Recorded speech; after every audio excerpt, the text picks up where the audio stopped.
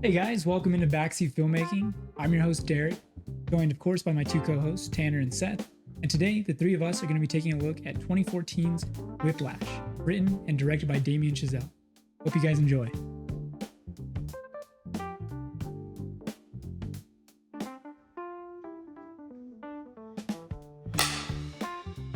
All right, guys, we're back.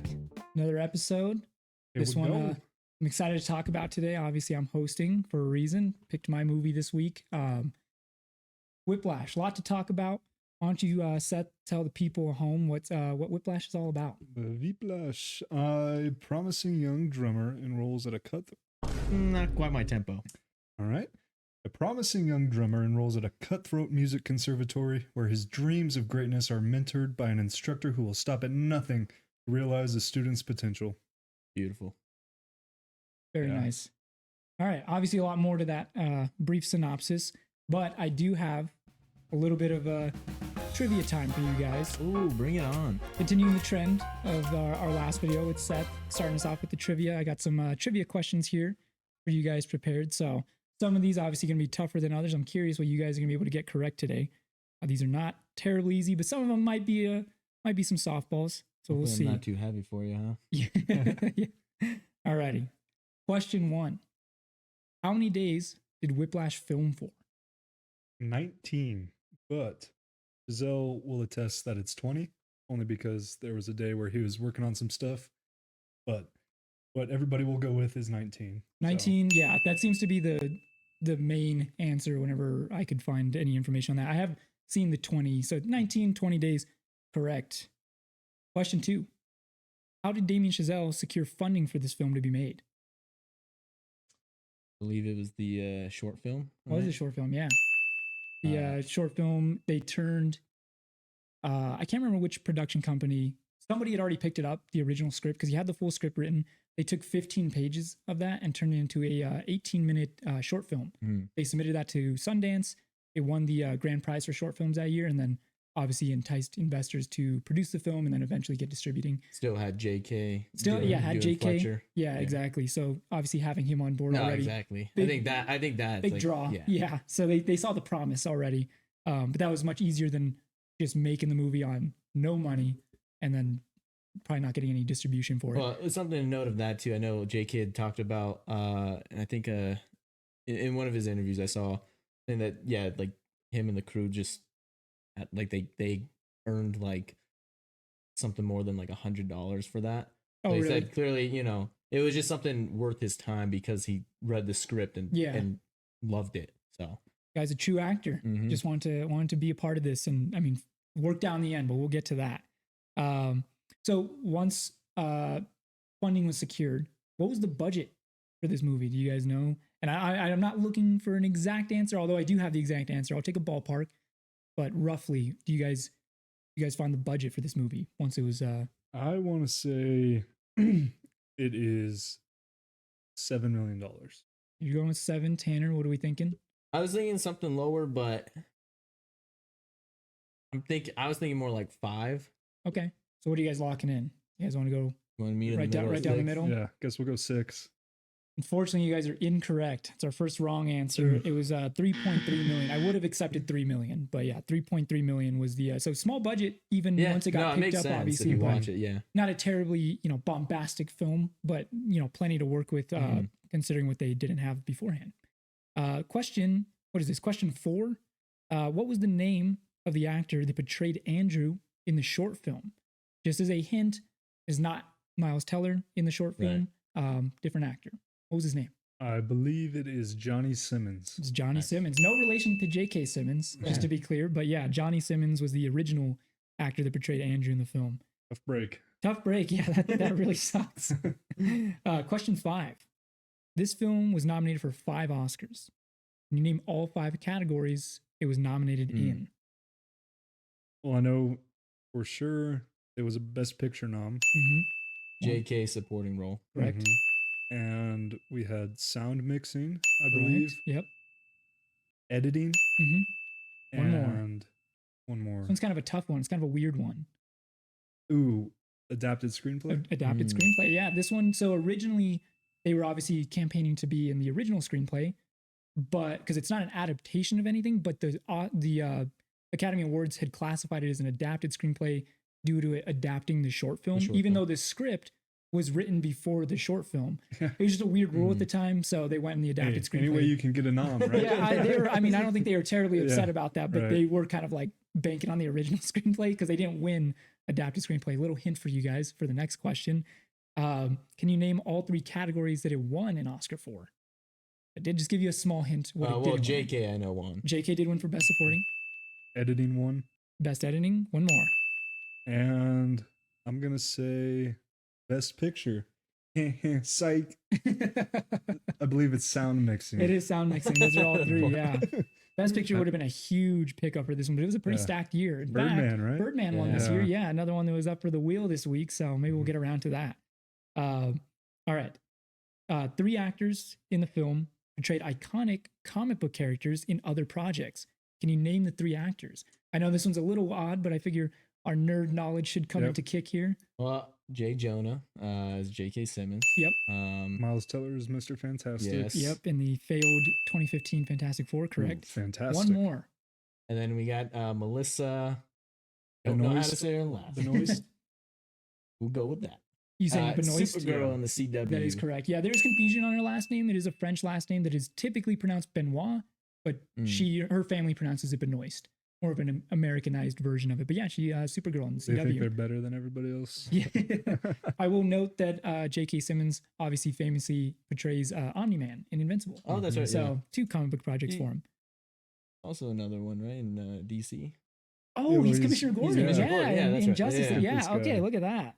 Yeah, okay, J.K. Simmons, the comic book goat. On fire. What is that? Image Comics, DC, and Marvel? And I was listening to something. He doesn't even like comic. Like he's like doesn't even like that medium. But he's fantastic in all 3. He likes that money. Yeah, he loves the money. Love that money. All right, last question for you guys. You guys are killing it so far. I really thought you guys would struggle more with these. Damien Chazelle was trying to get another film off the ground at the time of writing Whiplash. What was that movie? It was his passion project, La La Land. Correct. Yep. He reportedly wrote Whiplash out of frustration during the pre-production stage of La La Land. He couldn't get it off the ground the way that he wanted to. He wanted that to be a big, big Hollywood production, but he was an unknown at the time, and no studio wanted to take a chance on that. It's a musical. Musicals don't really sell all that well these days. They just didn't see the vision. But once Whiplash came out, obviously as acclaimed as it is, did really well at the box office too. They wrote the guy a blank check after that. So very next film was La La Land, and I think it worked to that benefit of that movie's benefit, because then he was able to get Ryan Gosling, Emma Stone, and he made that big Hollywood and almost a Best Picture winner. It was Best Picture winner for what, half a second? Yeah. Shout out to Moonlight. Moonlight did deserve it, if I'm being honest. I do love La La Land, but that's all I have for our pre-production trivia time. But do you guys have anything else of note as far as pre-production for this movie? I have a few things I want to talk about, but I'm curious what you guys have. I just think that JK was meant to be like, this is just perfect for him. Yeah, and, definitely. For him to love the writing of it and to just want to play it so bad, I think it's just perfect alignment for this movie. Yeah. But just huge JK fan after this and before this, because we all grew up on Spider-Man. Yeah. So we know him as Jay Jonas, but yeah, big fan. I do want to know this movie was produced by 3 different production companies, one of which was Blumhouse Pictures. Blumhouse, if you guys don't know at home, very, very famous horror movie production company. Now, this movie not being a horror movie in the traditional sense, you could see the influence there for sure. I mean, and we'll get into a lot of the cinematography in particular that, is very reminiscent of horror movies, but it definitely has that vibe. And I know Tanner and I, when we were screening the movie, I had never noticed that on other watches, and I immediately saw the Blumhouse Pictures logo, and I was like, that's pretty odd. I mean, the opening scene of him like coming in, it was just kind of terrifying. So you see the thriller horror elements of certain things in there. Yeah. So definitely one of Blumhouse's better movies for sure. Yeah, I mean that's pretty much all I have for pre-production. I think it's time we just hop right into this. There's a lot of movie to talk about, even though it's a relatively short film. Thank you, sir. Get into Played us in. All right. Well, so starting off, like Tanner just mentioned, we get our opening shot. It's a hallway shot down the hallway, you can see Andrew in some kind of like practice room with a drum kit by himself. The hallway lighting here, right? It's like that gross kind of green coloring. It looks like a horror movie. It looks like some kind of slasher film. And it's almost from the perspective of who we'll meet very shortly, J.K. Simmons' character, Fletcher. And then, now we're in the room with Andrew. He's practicing by himself. Through the shadows emerges our monster of the film, Fletcher. And it sets the tone so well for this domineering presence that Fletcher plays in Andrew's life throughout the course of this film. But emerges from the shadow, and Andrew stops playing, of course. And they have this kind of back and forth where, Fletcher's like, you know who I am? And yes, sir. He's like, why'd you stop playing? So Andrew responds by continuing to play. And then Fletcher's like, did I ask you to start playing again? So it's already like these mind games of like the way he's going about speaking to Andrew. It's already, he's not Andrew's student. Andrew does know who he is. He's a very acclaimed, composer, but they have no working relationship by this point. They're just meeting for the first time. And already the mind games begin, right? So then he tells him to continue playing. He has him play a couple measures that are, very specific ones, kind of correcting him here and there. Things start to heat up. Fletcher removes his blazer, hangs it on the shelf next to him, continues to play. And then by the time you know it, Andrew looks up and the door's closing. Fletcher's left. Like a phantom. He enters the room and then he's just gone without a trace. But he returns very shortly to grab his jacket. What does he say, Tanner? And he's, oops. Yeah. Oopsies. Oopsie daisy. Oopsie daisy. Oopsie daisy. Forgot my jacket. Grabs it and just dips out. And Andrew's left just wondering what just took place. So that's our opening scene. It establishes these two characters. One, in Andrew, very timid, very meek, very kind of unsure of himself, right? Scared, young guy. Fletcher, confident. He demands your attention, demands your respect, but he won't give any of that back, obviously. So he dips out. Cut to kind of a snappy editing montage that I really appreciate. I know, again, on our screening, I noted that, it sets the tone with the jazz music. It's real funky, and it has all these cool establishing shots. And then we get our final establishing shot of this movie theater. And Seth, why don't you tell us what not terribly important scene, but it does establish a certain relationship in the movie. Nicole that's the name of the. So this is where we're first introduced to her as the movie counter worker, and Andrew's coming up, and we see that he's meeting up with his dad for a movie, and they establish that he comes here a lot because she asks him if he wants the Swedish fish per usual, but he says no, and it's kind. You can obviously tell that this is going to be something. Right, between these two, but they don't linger on this between them too much in this scene. Goes in with his dad, sits down, watch the movie, and I know you guys had noted before that when somebody's passing by, in the actual theater, they're watching a movie, yeah, and somebody like bumps into someone's like walking in the row behind where they're sitting, bumps into the dad. And then he apologizes to the guy. Right. The guy doesn't even turn around. He doesn't even react to it, but his father apologizes. I think Andrew kind of like is like already used to that kind of, behavior from his dad. Like it just kind of somewhat being a pushover, right. like it's just some guy that just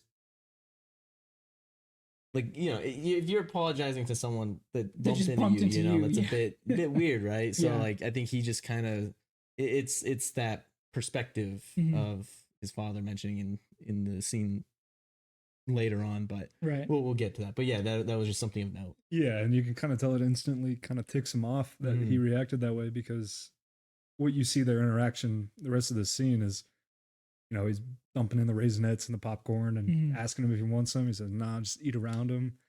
He said, I just don't get you, or something like that to him. And, it just establishes this relationship with his father, kind of, you can already tell that his dad is kind of not like him. And that's very important for this movie. I think it's a very, they just keep moving further apart through this movie until it reaches a breaking point. But yeah, there's a certain kind of understated tension between the two in that scene where it's like, obviously he has a very close relationship with his father. They go to the movies often. It does feel like the movie is one of the only things that's holding them together. Right. though. Yeah. Yeah. Exactly. Like, Right. oh, it's maybe this ritual, Mhm. this schedule that they have. They always go to the movies on maybe a particular day of the week, or maybe multiple times a week, and that's probably all the real meaningful time that they spend together, or at least majority of it. And we'll get to a scene later that kind of furthers that a bit. But yeah, it's a nice way to kind of set up where Andrew kind of stands with his dad. It's not like he hates him, Hmm. but I do think there's a certain resentment for his attitude towards his own life, and this, like you said, Tanner, like a pushover, maybe just even overly polite or complacent. Yeah, complacent's a good Right? one. He doesn't have like he's that just drive. kind of accepting like where he's at in life, Right. rather than like trying to gain something of Right. value. And I mean, again, that's each their own kind of thing, but Yeah. So from here, so Andrew now is in, we'll call it the JV team, right? The JV Yeah. squad, the this other big jazz band that he's a part of at Schaefer. He's still at this university, but it seems to be a lesser team compared to Fletcher's squad. I Like mean, the yeah, just varsity even team. the room where they're each practicing in. Yeah, you know? it's kind of like a bigger, like just band room. It's not like a Mhm. dedicated, like there's not like this ambiance to it or Mhm. It's anything like a like that. welcome to Schaefer jazz yeah, course. right. It's like you're part of Schaefer and you can move up from here, but Like This it's is still where a you start. great school and position to be in. right, Yeah. they established that Relative, it's like, the, to other it's the schools in the best country. music school in the country, Right, right? yeah. Yeah. So, but he's on the JV squad Mhm. basically, and even to that point, he's not the core drummer on even this team or this squad or whatever you want to call it. I don't know the exact this band. He's the alternate behind, and as we see him sitting there, I noted upon another rewatch where I know he's looking at the who we'll learn later is the core drummer Ryan Connolly. He's watching from afar with this girl, right? And he takes very particular note of like the girl and how she's kind of looking at him. He's this traditionally handsome guy. He's a Mhm. jock looking guy, Yeah. right? Very, very handsome guy. And he's looking at him kind of almost like in the sense of that's what he wants one day, like he wants to have a girl, he wants to be admired, he wants to be this and that, whatever, but he's not that guy. Right. But he also, I notice he's sitting around, everyone else is talking to everyone, saying hi, whatever, like good morning, whatever. He's completely alone. He's sitting at the drums and he's just sitting observing.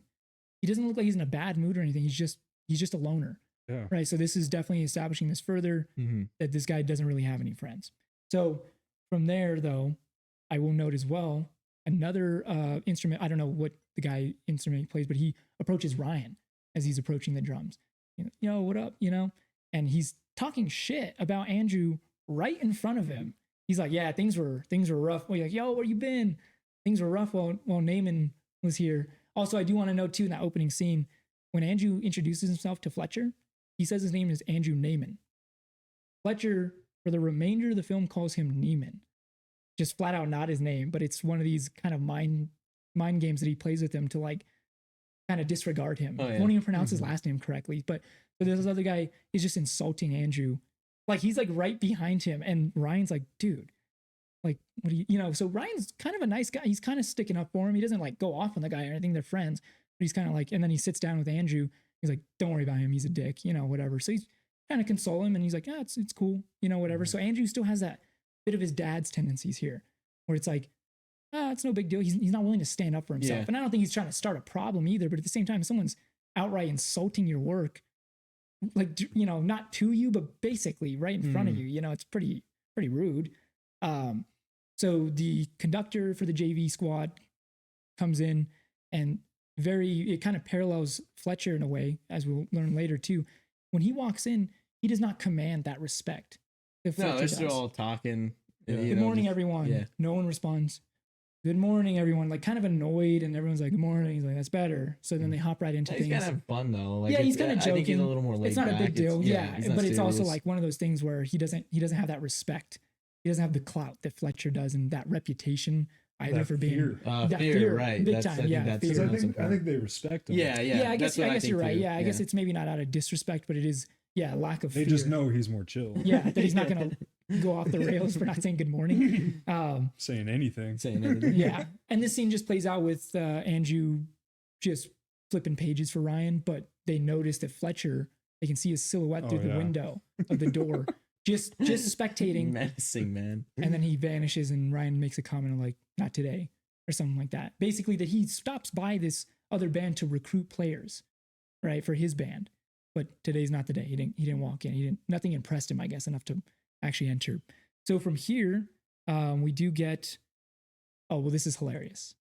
Very quick kind of scene, but Andrew, after he leaves that rehearsal with the JV squad, he's passing by Fletcher's rehearsal room, right? Yeah, man. Tanner, tell us about this scene because we got a really good laugh out of this. Well, yeah, he's like he's walking by the classroom, or I guess I don't know what you would call it, but and he's walking by. They're performing. You got Fletcher doing his thing, and then you just see it like through that like sliver of a window, right? You know, yeah, on the door. And it's kind of like I love the camera work too, of like it's kind of in the point of view of Andrew, right? Of looking.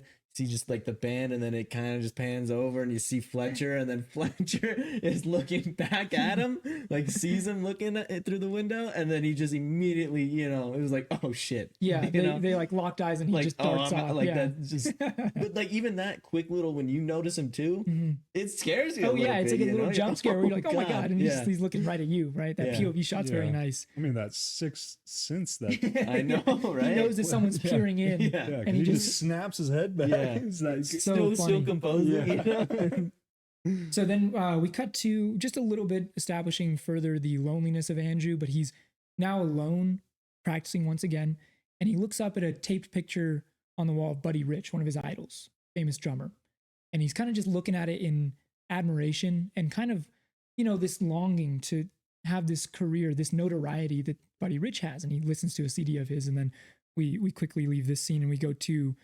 now we return back at the JV squad. Right, so we're here again.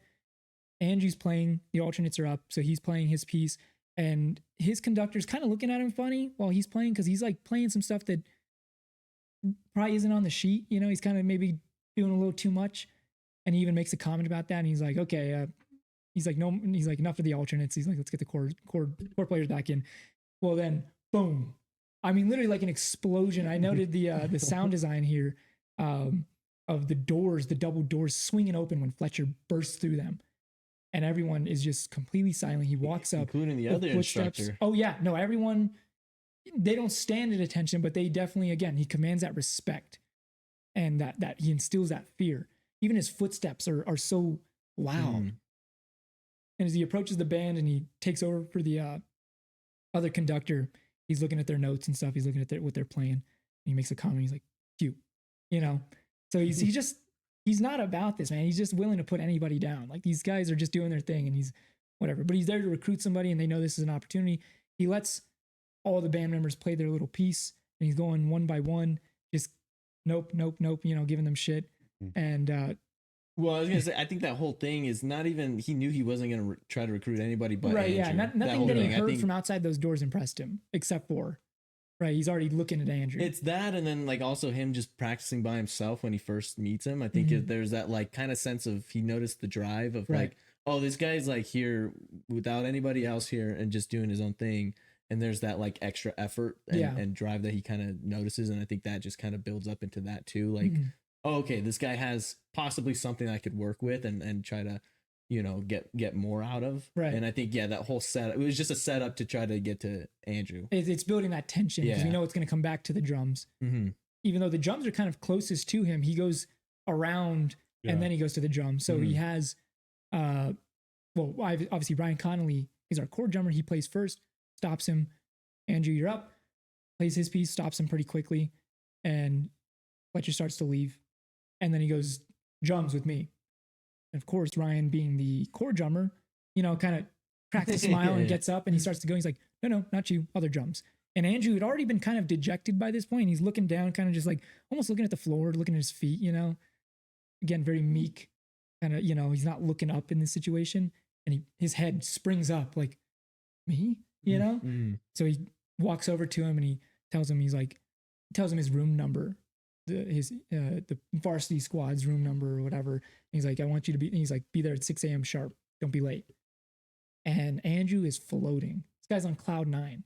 So happy to have been called up to the big leagues. Like, you can't believe it. Because he even sits back down in his alternate chair and he's just like, what just happened, you know? He's like looking around at everybody like, yeah. Like, y'all see that? Like, and the music I'll know here too with the score, very ominous.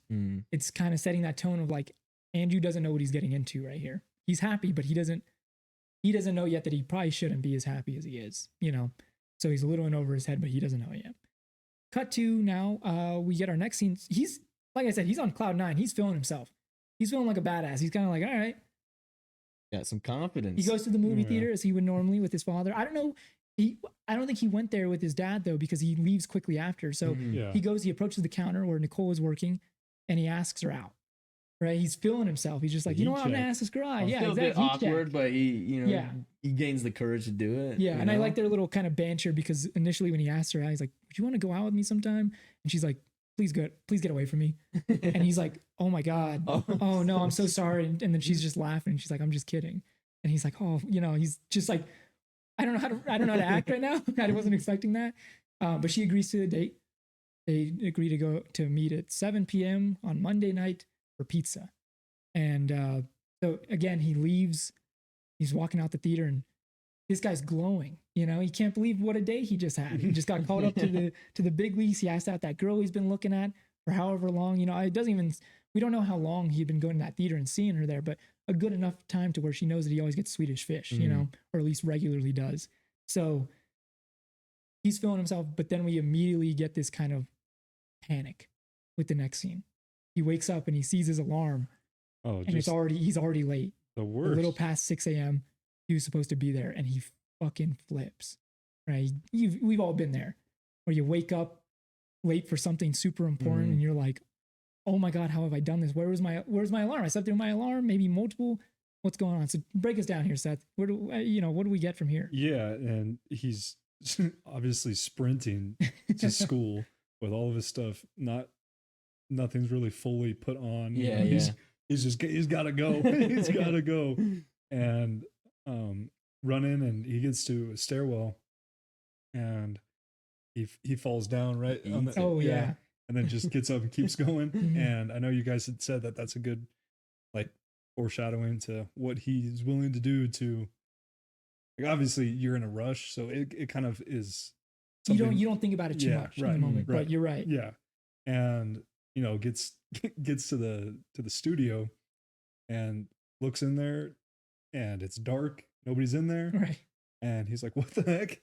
And looks back out on the board. It says, like, it doesn't start till 9. Yeah. yeah. So he just goes and sits on the drum kit, and then you get everybody that starts walking in. Everybody seems to be cordial enough with each other to Mhm. come in and be spitting it up about whatever they're talking about, and he's just watching them all come in. Yeah. Mm. He's the he's new just a little guy. puppy, No one's saying hi to Oh, him. yeah. He's just doing his thing. And I like the way there is a meekness to him with like with Fletcher, Mhm. and perhaps like the other people in the JV like area, but now I feel like now that he's with maybe people he sees on the same As level, equals, yeah. that I like the way that he gets the pitch from the piano player. Just a quick, "Excuse me, can I get a B flat?" Like, doesn't have to really get his, like, it takes just the one "excuse me" to get his attention, and he gets it. And I just think that he feels like he's more comfortable because maybe he has validation that he's there enough already. But we're Right. gonna find out that That may not be the case. Yeah. the strap in Bucko, and then Because I think he asked for like another one because he's like, "Oh, I'm Yeah, he's sorry, like, one more time." yeah. yeah. And so he's tuning the drum set for the our core drummer, now kind of a secondary antagonist to the film, Yeah. Carl Tanner, Yeah. who in the movie I believe is just referred to as Tanner, Mhm. so he's credited as Carl Yeah, see, Tanner, I didn't but- even know that was his. Like, he had I thought that was his first name. Yeah. But yeah. So find out we that, have, hopefully it doesn't get too confusing when we refer to Tanner here. We're talking about the movie Tanner, not Big T over here. But yeah, so we're introduced to him, and he's rude to Andrew, kind of right off the bat. And he's like, "Oh, you the new alternate?" He's Well, like, he's "Too still much." tuning it, and Yeah. he's like sitting down, like he's trying to sit down, and he like doesn't even let him finish try to Yeah. tune it, Yeah. So it's like already like, yeah, Flip- get out of flip here. my pages, boy. Yeah. So then, it shows kind of everyone getting their instruments all tuned up, ready to go. Fletcher's going to be arriving any moment. Walks to that door, right on, to the second at 9 A a.m. great shot of it going. Mhm. Yeah, the clock. Yeah. And they play him in. Mhm. And he's got the earphones in, Yeah. and he walks in with just aura. You should, like, Don't they all say something? Oh, you're Yeah. right. One guy, he shouts out, like, this is moments before Fletcher enters.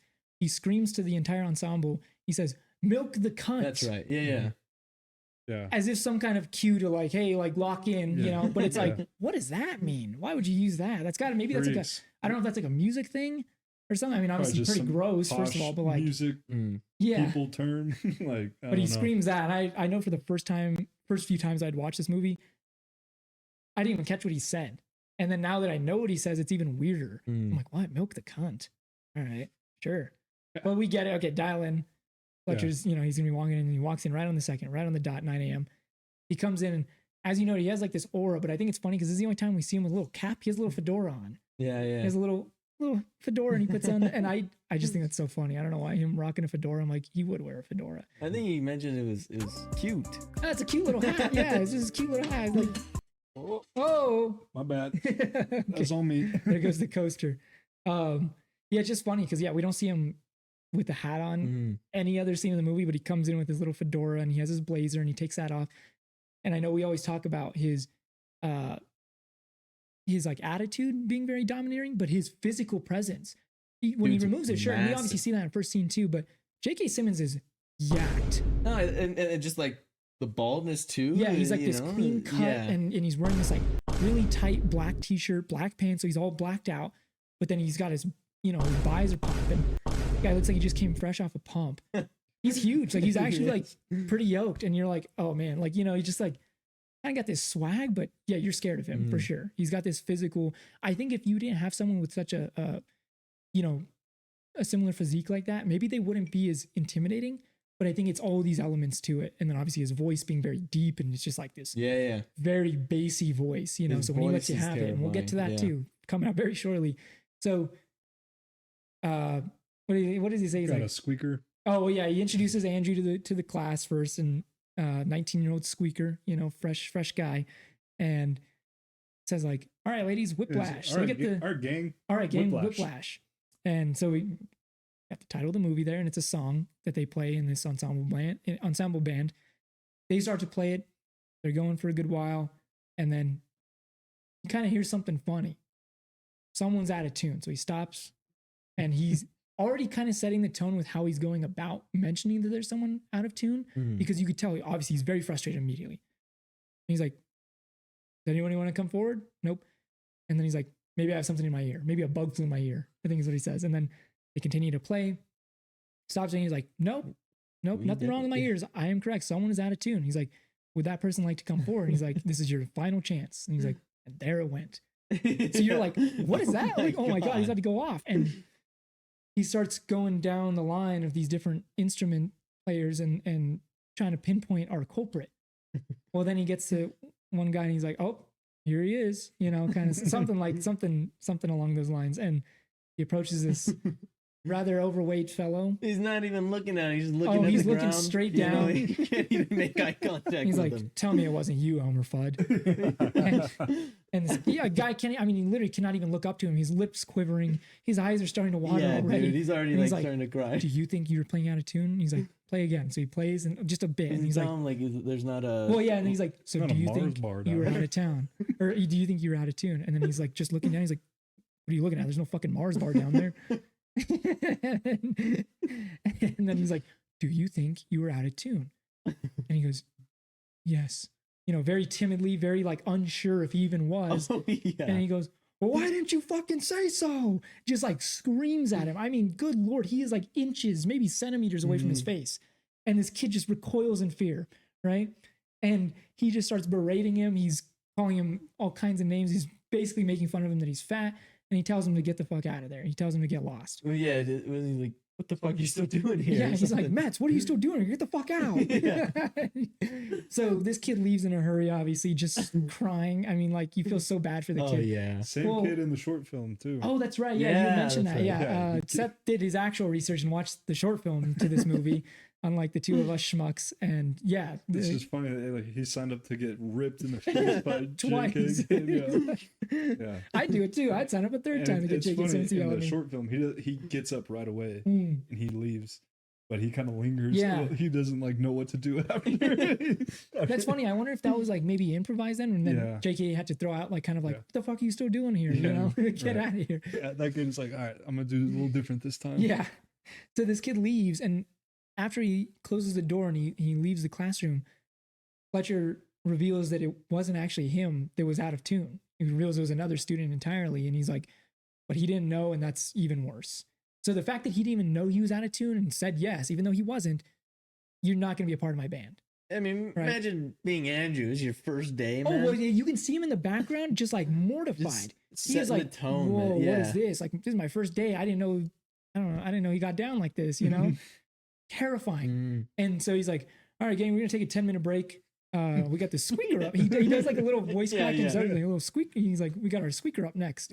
So Andrew's shitting his pants at this point because like, oh my god, I didn't know it was gonna get this bad so quickly, and I'm up next. I got 10 minutes to kind of like lock in. So we cut to they're now in the hallway where they're like, you know, in this little kind of, I don't know what you Taking a call little it. break. Yeah, they're just out in this like general area, and they're kind of meandering around, and Andrew's sitting down going over the measures and stuff. And Fletcher approaches him, and they start talking, and he's just like He's very casually Chill as hell. chill dude. And he's just asking about his life. He's asking about his parents. He reveals that his father is a high school teacher, kind of, I guess, a failed author, or maybe just an unknown author of sorts, but never really amounted to much. He doesn't say that, but that's kind of what Fletcher ends up taking out of it.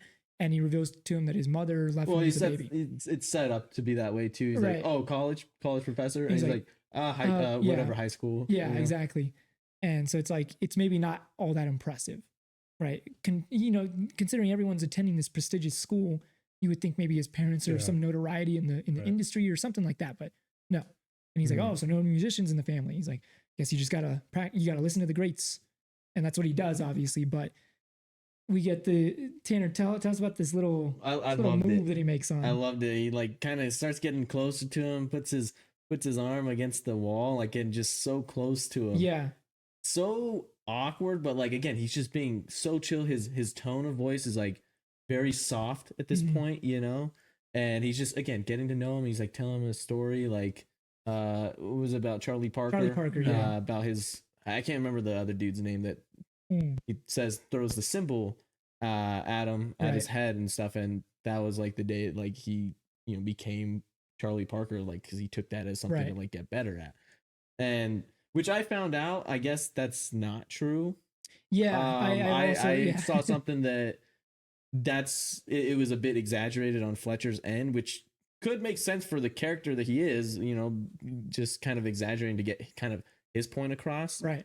Apparently he didn't throw any symbol at Charlie Parker's head. He just he dropped the symbol on the ground or something. Okay. So it was a bit more, Not as dramatic. Still making a point to right, still embarrass making him. a point, but yeah, it wasn't how Fletcher described it. And maybe Fletcher either doesn't know the real story or he does. I assume he does, Yeah, obviously. I want to think that he does, but and he's he exaggerating just so that way he can kind of push his own agenda that yeah. this is how far someone needs to be pushed to become great. And And it's setting everything in motion here. biceps are pumped. Oh, dude, Like, he's just massive, very scary, vascular. soft spoken. After what we just saw him do, yeah. getting to know him, just setting up information for him to use on Andrew later on, just to fuck with him even more. Yeah. Yeah, dude. I mean, we get to that. It's a but- very intimidating scene, even It though he's is. being as nice and right. chill as he Because you is. see the duality of the You tones. just saw of this, him yeah. go off the rails. And then And- immediately switches. All right, gang, like, we're gonna take 10. he's You know, so it's cool. like Yeah, it didn't even phase him that he just had to berate this kid Yeah. to tears and kick him out of his class. He, Yeah, tells- everything- he tells him, he's like, don't even worry about that. He's like, he Yeah, was already, don't he was worry about it. dragging, It's like, just do your he was thing. dragging music. me for 2 years. Yeah. It's like, just play the music. Yeah, Yeah. he's just telling him to relax. It's like, don't worry How about could you? don't And worry but about everybody to be else. fair, he does have him relax through this conversation, but you Yeah. can see Andrew kind of Right. loosen up a little bit, and then he tells him, he's like, "Tell me you're supposed to be here," you know, and he's like, "Supposed to be here," you know, and so he has him repeat that. So again, these encouraging words that like, dude, you're where you're supposed to be. You're here for a reason. You're good at what you do, and that's why I recruited you onto this band because you're more than capable. And it's every time he's like kind of being encouraging to Andrew, where Andrew gets that like hopeful, like kind of smirk on his face, For sure. only Yeah. for that to be brought down time and time again. But every time it's brought to him, he needs that. Like he Yeah. feeds off of that feeling, you know? That hope. Yeah. He hasn't completely pushed him away, but Mm. it's like he's just building him up to tear him down. Yeah. So we get our next scene. Well, They and were I tr- couldn't help but notice or think about when he's pressing him up against this wall is what this man's breath would smell like. All right. What he would smell like. He's so close to him. Yeah. Just talking. And to I him. was just thinking it had to have been like cigarettes and red wine. Yeah, definitely some Just wine. like something nasty Yeah. coming from his mouth. But I mean, I hadn't thought about it until you just said it now, but I gotta imagine just because of how calculated this man is, I feel like he's pretty clean. he's clean, but he's That's got what I like, mean. I feel like everything about him, He's got everything's a- so calculated, every detail. I gotta imagine he's not leaving his hygiene out of that. Yeah, but he strikes me as a smoker, and that doesn't. I could see that. Yeah, it's not something definitely. you I could just- see him smoking I don't cigs know. in his house or in his I apartment. can see cigars. I can't see cigs. He doesn't Mm. strike me as that's like a thin like he seems more European classy, cigarette. bro. I don't know. He seems more classy. He's drinking the red wine when we see him in his apartment later. I don't know. I feel I'm like not he's a little saying more like calculated. like a Marlboro, like a. I know. He's not a menthol guy. Again, No. I hadn't even thought about this until you just He's brought it up, rolling his but- own cigarettes, like they're little thin guys. I could see it honestly. I could see it both ways. I could definitely see him being almost like a neat freak with how Yeah. pragmatic he is and being so clean. Or I could see him not being disgusting, but in the Mhm. case You of gotta shave maybe that he just head smells like every day, coffee man. and cigarettes. I'm not saying he's not clean. I'm just saying like his breath Yeah. just strikes. Either me way, as- I mean, you feel that hotness, that heat of his Mhm. breath because he is inches Oh, away yeah. from his face, just like, Whatever it smelled Hey, like, Andrew was forget about smelling it. Oh, yeah, exactly. So I guess only Miles Teller could tell us what JK's breath smelled during Yeah, that scene, for but sure. definitely something to speculate How on. many people got spit on by him? in this Oh movie? man.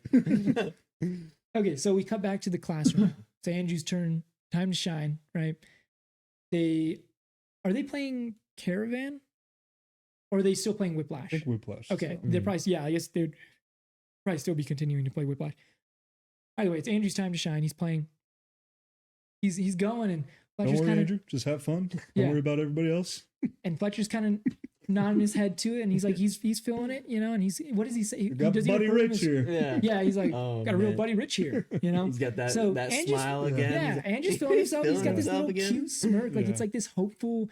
Miles Teller's facial expressions are so good in this Yeah. when he can portray that like whimsical, like, oh wow, maybe I am, you know. And then, but when things aren't going well, I think he does it very well. Too. He's like, you can just see him like, all right, now check this out, Fletcher. Like, Yeah. rip something. He's, Fletcher hits him with the not quite my tempo. Right, we get the iconic. He stops it and he's like, "Go again, just try to stay," you know. And then, so okay, you know, Andrew's kind of like, they keep going, stops again. He's like dragging just a bit. No, he doesn't Or- say dragging. Oh, he doesn't 'Cause say 'cause dragging? remember, that's what he asked him if you're dragging or rushing. Oh. He doesn't say that. He's like, you're not on my cue. Oh well, my yeah, God. they're going back and forth because he does say he's rushing a bit and he says he's dragging a bit because he's going back and forth to these Oh, like basically he can't get it right because he's not going to allow him to be correct, right? The tempo, it doesn't matter. He's either going too fast or he's going too slow. There is no in between. And he's trying to like rationalize, like, okay, I think this is right. This is a little faster than last time. If I was going too slow, okay, I guess I was too fast last time. This is a little slower. Mm. And he just can't get it right, apparently. And yeah, and then he even starts to get so nervous because he keeps stopping him that he starts to jump his cue too. He's like, Yeah. wait for my cue. And he's still My doing cue. it in a nice voice. And then finally he lets but him he's like kind of getting closer. Right, and he's getting closer, closer. You know. finally lets him play out, and he's kind of like bobbing his head. He turns his back and he's still bobbing his head, and it's like, okay, I think maybe we've got it. And Fletcher grabs a chair and just hurls it at Andrew's Yeah. head, and Andrew ducks down, of course, just missing him. Music abruptly stops, and Fletcher's looking at him, and he's just like these deep breaths, like just like he's fuming, dude. And he's Mhm. like, what does he say exactly? Do you have any idea why I just hurled the chair at you? He's like, my tempo, and the And way he he just- just dude. He like, just marches over stomps him. at him, and and so he's going at him about his tempo. And Start he's- counting. Yeah, 1, 2, 3, 4. It's fours, damn it! Oh yeah, he's like 5, 6, 7, 4s, damn it. 1, 2, 3, and he slaps him. Slaps And the Andrew hell out continues of to count. He's like 1, 2, 3, and he slaps him. He's like, now was I rushing or was I dragging? He's like, you mean to tell me you can't, you know? And he's like telling her to read the sheet music.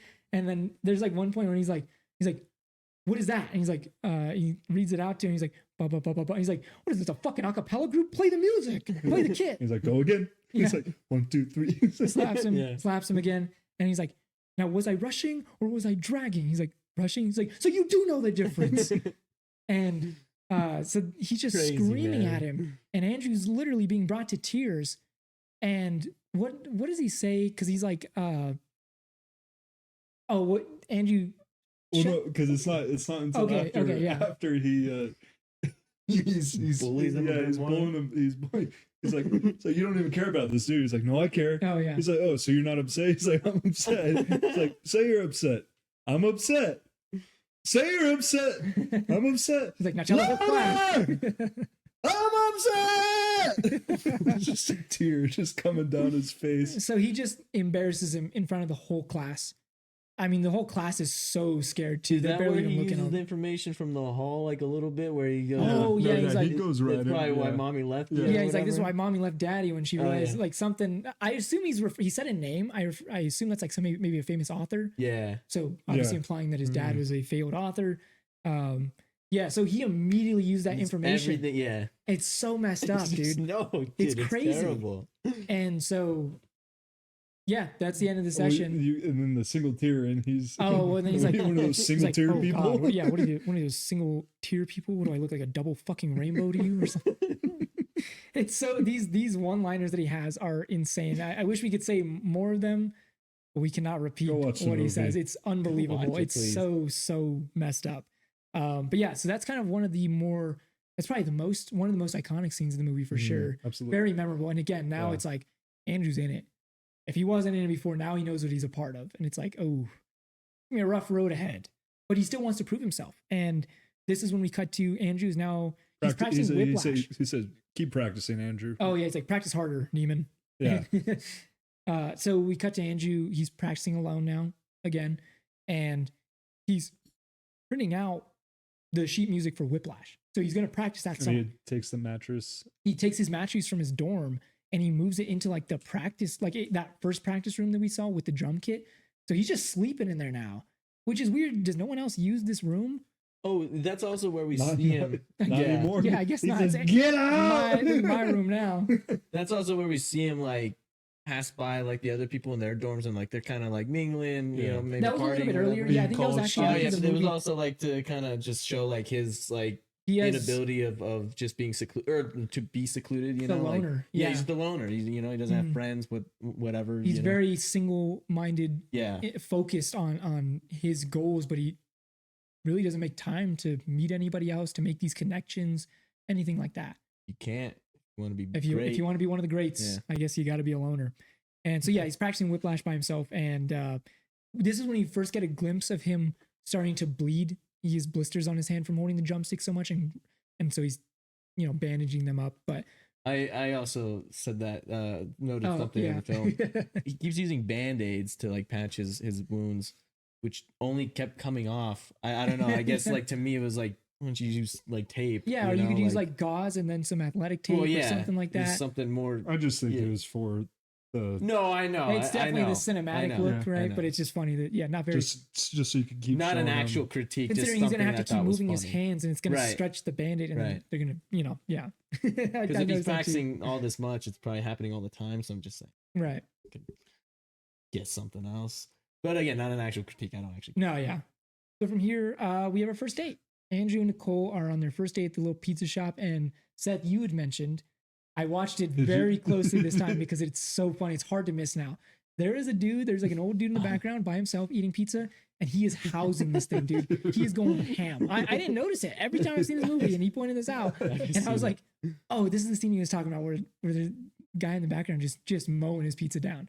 Yeah, this guy's cooking. This guy's like just like not even taking breaths between I know, bites. I It's see crazy. it. It's so funny. Yeah. But they He's my you know, favorite character in the whole movie.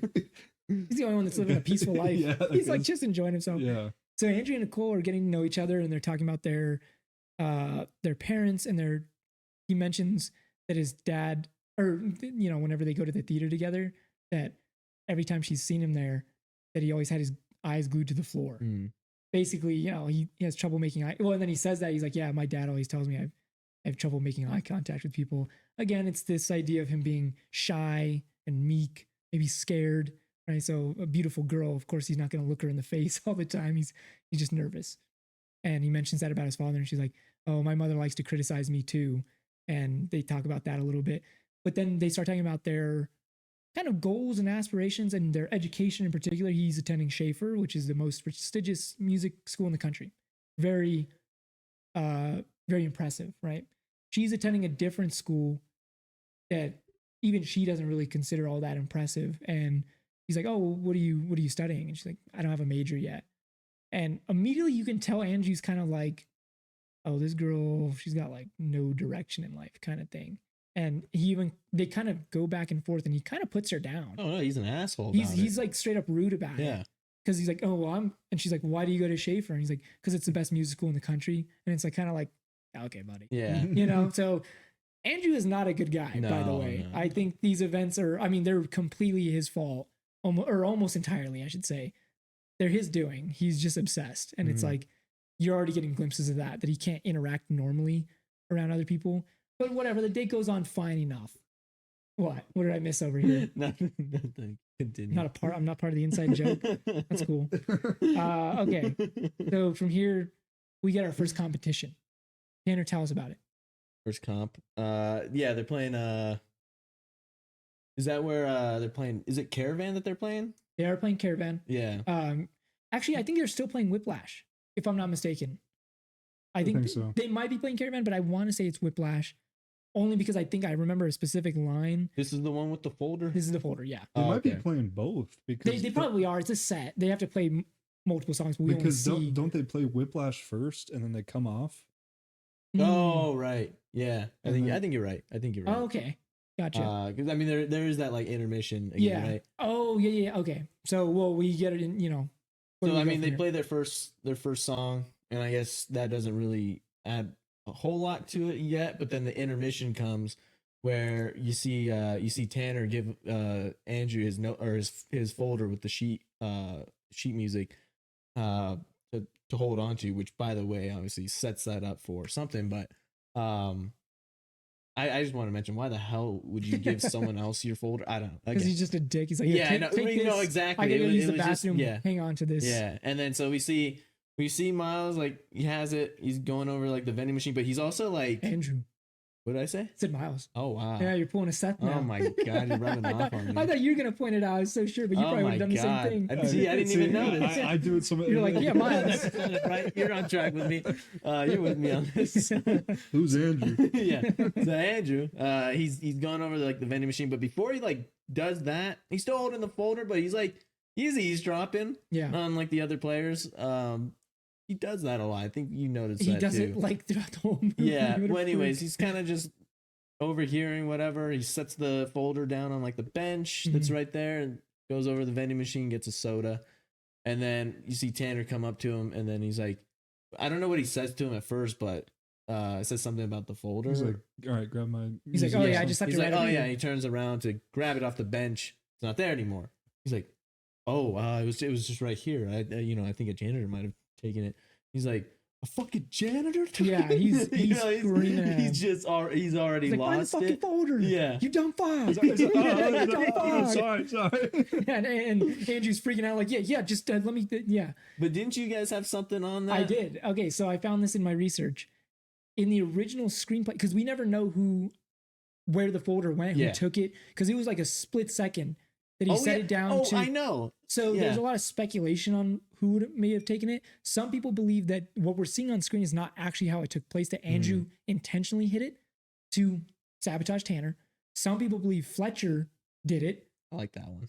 to, again, set this in motion like that that Tanner would not be able to play the music without the sheet music to give Andrew that opportunity.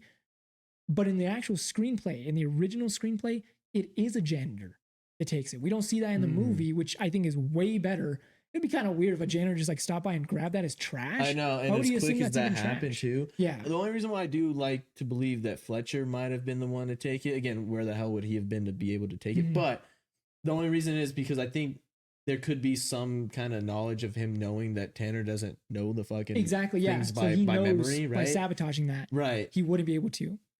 But at the same time, I guess you could argue that the Andrew did too, because he was telling him to flip the pages. Right. You wouldn't have to, like, obviously you still want to flip the pages, but you wouldn't need someone to if you know the Right. music already, right? So Plus, I guess you could argue Fletcher that too. has a line before they leave for break, that after that intermission where he's talking about them, he's like telling them specifically, yeah. if I see another one of these lying around, I'll stop being so polite. Yeah. And so he kind of sets that up, like, Oh, yeah. do not lose these folders. I don't want to see these lying around. If he sees one lying around, maybe he would take it to kind of teach them Mhm. a lesson. In this case, Tanner setting it up for Andrew. Yeah. So it could be either way, but yeah, the movie's I also intentionally think ambiguous. Andrew's not here to make friends. I think Right. he'll do True, it. I know. I clearly think you willing- can argue Yeah. either way. I mean, it's Yeah. that's just a testament to good filmmaking. Oh, yeah. Right. Yeah. That's a really good Right. kind of way to cut that out from the original screenplay, to Mhm. leave that intentionally ambiguous. So we now cut back to Andrew and Tanner in front of Fletcher, and Tanner's telling him, like, Neiman lost the folder, and and he's like, Why did Neiman have yeah, it? he's like, well, why did Neiman hand him in the first place? It's your folder to take care of. And it's like, yeah. Well, and then he's like, I can't play without the folder. He's like, what do you mean? You're kidding me, right? And he's like, I can't play without the, so he's kind of going back with Fletcher, and he's like, he says he has a medical condition. Yeah, he He's has like, some kind of what are you, condition. fucking Sanjay Gupta? I don't know who that is, by the way, but I just think it's funny the way he says it. And then Andrew pipes up and he's like, I can play it. I know the whole song, every measure, by heart. And he's like, well, you better hope you're a lot better than our rehearsal, but he lets him play. So Andrew gets his opportunity to be core drummer here during this competition, plays well enough. They win the competition. Bada bing, bada boom. He kind of lucked into this situation, or maybe he did it, but again, we'll never know. Again, feeling himself. Oh yeah, he's floating again, right? Yeah. And it's that ominous music. It's flying a little too close to the sun here. So we cut to the next rehearsal now, back at the varsity squad's room or whatever, and they're setting up, and Fletcher enters and he goes, "What does he say to Tanner?" He said, I don't have time for alternates today. Yeah, Yeah. Tanner. And I then don't it's know, like I a don't- hard cut to Neiman's face. Yeah, I think he's So implying that now Andrew has the top spot. He's now core He's like, drummer. what are you doing? Get up. And obviously Tanner's pissed because it's like, because of that mistake, now I'm no longer, so just a quick little way to establish that Andrew's getting, he's building up that, that spot. Now we get a transition from Schaefer and the whole music scene, but he goes to his father's house to have dinner now with his, I assume, aunt, uncle, and cousins. They don't explicitly say, I believe. I think for sure Uncle Yeah. is established. Oh, it is? Okay. I think so. Maybe I missed that then. I think he's billed as Uncle something. Oh, okay. Gotcha. I mean, either way, that's kind of the implication. You figure they're having like a family dinner. His dad made food and stuff, whatever. So they're asking him, Tanner, well, tell us about this scene, because I think we got a nice little kick out of this scene, especially when the back and forth between his cousins. Oh yeah, they start off like, who's it? It's before because one of the cousins doesn't come in Correct, right yeah. away, Yeah. right? And they're just talking, and again, like you can kind of tell by the. I Go think ahead. it's just a nice little moment with him and his dad. This is where his dad's kind of getting an inkling that things aren't awesome, because they're having that one-on-one in the kitchen before they get there. Oh, you're That's right. right, Yeah, yeah. yeah. And Because he's he like asked him, asking about he's like, you care an awful lot about what he what he Right. thinks, what you know. it is, So yeah. he is already kind of wary of Fletcher, where it's like, why do you care so much about what he thinks, even though things can be so intense. So it's yeah, there, again, more standoffishness. He doesn't completely understand where Andrew's coming from in terms of this drive, this passion, the lengths that one might be willing to go to reach success. And again, Andrew sees it the other way, where it's like, Dad, you don't know, like you never achieved greatness. None of this is said, by the way, but this is the tension that is being the conveyed. Yeah, implication. you're absolutely right. All right, so, go ahead. So then you cut to him, like they're all sitting down, and then is it the aunt that's talking, Mhm. I guess, and she's just kind of anything that like Andrew has to say is already kind of like put off, because like they don't understand how great his position is right now, because I think he mentions like he's the youngest one in the Youngest core ensemble, right? member, yeah. And they kind of like, oh, that's good. Oh, that's nice. That's nice. Like, Like it's- they don't yeah. actually care. Like they don't know like what that means. And then so it's already kind of like, oh, okay. And They're then very I think dismissive, that's when yeah. the other cousin comes in, and he's the D3 like quarterback D3 or quarterback, something. yeah. And they all School love him. record 93-yard touchdown. They all love him, and then they all get excited, and then you just see. I think he might have been talking, and He then was. He literally got interrupts interrupted. like just that conversation, and then they immediately gear towards whoever the cousin was. Yeah, they start listing their accomplishments. Yeah. Right, and then they're like, "Oh, and Andrew's drumming thing." Yeah, and Andrew's jumping. Thing. Yeah, It's like, like- yeah.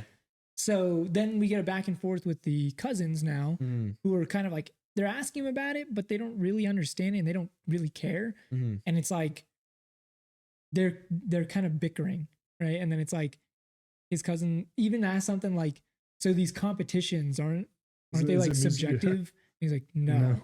Yeah, it's like, no, there's subjective scoring to this, and they're kind of going back and forth. And then what is the one cousin say, the football player? Because he's like, because they're going back and Well, forth. 'cause for a he- while. he Yeah, already how does meant it? it was tells right him it's after. Division 3. Well, Yeah, yeah, that was oh, before, though, yeah. I believe. Yeah, that was before he responds with the like, You're right. isn't the music subjective or whatever? Yeah, because they're like, yeah, the He's uncle not. is gassing the cousin about Yeah. his school, like his football stuff, and Right. then he's like, it's Division 3, Yeah. and everyone kind of like shoots a look to Andrew, like, and then he's like, they're going, He says, then how about you come play for us? yeah, he's like, if you think whatever school he plays for is such a joke, why don't you come play for us? And then he's like, 4 words you'll never hear from the NFL. Yeah. And it's like, so they're just and then his they're dad, oh Lord yeah, Lincoln Center. It's like, dang, dad. Yeah.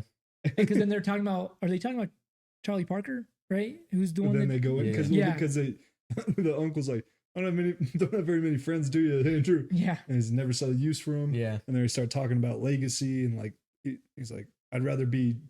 They're talking about Charlie Parker. You want to end up drunk, dead, and off heroin at 30. It's like I'd rather be drunk and off 30 Right, and have yeah. everybody know who I am. And It being 90 and Yeah. sober and nobody like, remembers me. but that's the difference is your friends will remember you. Yeah, he's like, that's the point. And then he's like, He's like he's like, Charlie, we're not friends with Charlie Parker. That's the point. Yeah. And then I think right after that, he storms off, right? Yeah. Yeah. So he just leaves the Mhm. dinner table, and then that's the end of that scene. But again, furthering this drive that Andrew has that is alienating himself from having any potential friends. He's even rude to this girl he just went on a date with. And again, it went well enough, but there's that hint of it there. And Well, even yeah, now- you and see at now- the end, she like touches his foot with her foot. right. So there's So still it's a like, little you bit of a know, chemistry yeah. there, but I think he definitely but misspoke. it does set up for him to just become this like Yeah. just And now obsessive obviously alienating asshole. his family. Like he's so obsessed. Mm. And to be fair, again, they're assholes too in the scene for sure. oh Because they're yeah. completely No, dismissive of his accomplishments and what he's trying to do. They only care about the guy because he plays football and the other guy's whatever. Like he's successful. And it's like, what? I mean, Andrew's busting his ass over here and he's very accomplished and he's only going up from here.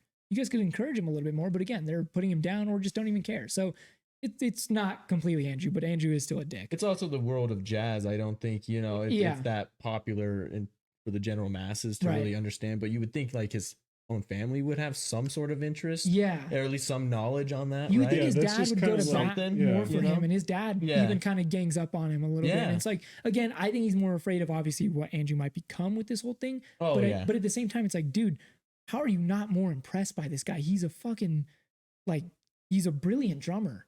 You know what I mean? And it's like, defend him a little bit in front of the other family members, the extended fam. You gotta put up a fight a little bit. Like, no, Andrew's a Schaefer. I mean, it's the best music school in the country. He just made, not everybody, but he doesn't do that. So his dad, again, that willingness to please others at the behest of his own son in this case, taking that side of the aunt, uncle, and the cousins and going like, well, and it's like, you could defend him a little bit. So Andrew is kind of isolated. He isolates himself, but I do think he is isolated oftentimes by others too. So it is a back and forth. It's kind of sad. But from here we go to the next rehearsal back at the varsity squad. So he's now core drummer. He's doing his thing. Rehearsal ends that day, and he goes, Neiman, why don't you stay a little bit longer today? And he's like, I just want to try something out. Well, enter Ryan Connolly, the ex Chad from the JV squad, right? That he already knows, and obviously Fletcher knows that they know each other. He brings him in Because he had just ended that session with giving him a different tempo for Caravan, right? Yeah, I believe so. Yeah. And then brings in Ryan. Right. So he brings in Ryan. And again, Ryan's a really nice guy. Mhm. Like flat out, he's just like a nice dude. He's just happy to be there. He's like, hey, what's up, Andrew? Like Yeah. he's like Andrew sees him as like this antagonist. He is not. He's like straight up like really nice to him the whole time. So it's kind of weird. Again, Andrew's like he's just a dick. But regardless, Well, he is nice, but I think he's that kind of jock nice because he even like slaps. well, yeah, he's like, hey, what's up, Andrew? Kind of, yeah. but it's like he is just It wasn't, he's just like, meant he's for kind of just like a anything, but himbo, yeah. you know. Yeah. He's just No, kind of exactly, like, whatever. He's not There's as no serious. He ill doesn't take it super intent serious. behind- Yeah, not at all. But Andrew's like, I mean, he sees him as a threat though. Obviously, he already Oh. did. He was already his core over his alternate at the JV squad. Now he's bringing him back. He's like, dude, I just got the core spot. Ryan just Well, seems happy to be I there. Yeah, think- exactly. I He's think like, hey, what's now- up, man? Now if he hadn't been already, he's picking up on Fletcher's tactics. Exactly, now, yeah. And now he's just like, screw you, man. Mhm. Like, are you serious? Like, Well, you're- so he has them play, right? So he has them go. He has don't mean to cut you off there. I'm sorry. no, that was all I was saying. But yeah, it's like he is more aware of like what's going on now, but he has them play a little bit and Ryan goes second and he's like, perfect. He's like, Are you that's the kidding me? beauty of, That shit? ensemble jazz band. And he's like, oh my God, are you kidding me? That shit? He's like, and Fletcher like kind of like, talk to me like that. And then he's like, and so Andrew starts to talk to him, but he gets a phone call. Fletcher gets a That's phone like call. where his beginning of gaining this like backbone. Yeah, you know? like standing up for started himself with a his little bit. family, Mhm. and then yeah. Because he feels entitled to that spot now. Mhm. He feels as though he's earned it and no one else can beat him out. Because even if Ryan did actually legitimately beat him out, I don't know. I think Andrew still would have reacted the same. But regardless, Ryan is a lesser drummer and he knows that and he knows he's being messed Mhm. with. So he gets mad at Fletcher, but Fletcher is interrupted by a phone call. So he steps into his office, takes his phone call, and then Andrew's kind of standing there like bewildered.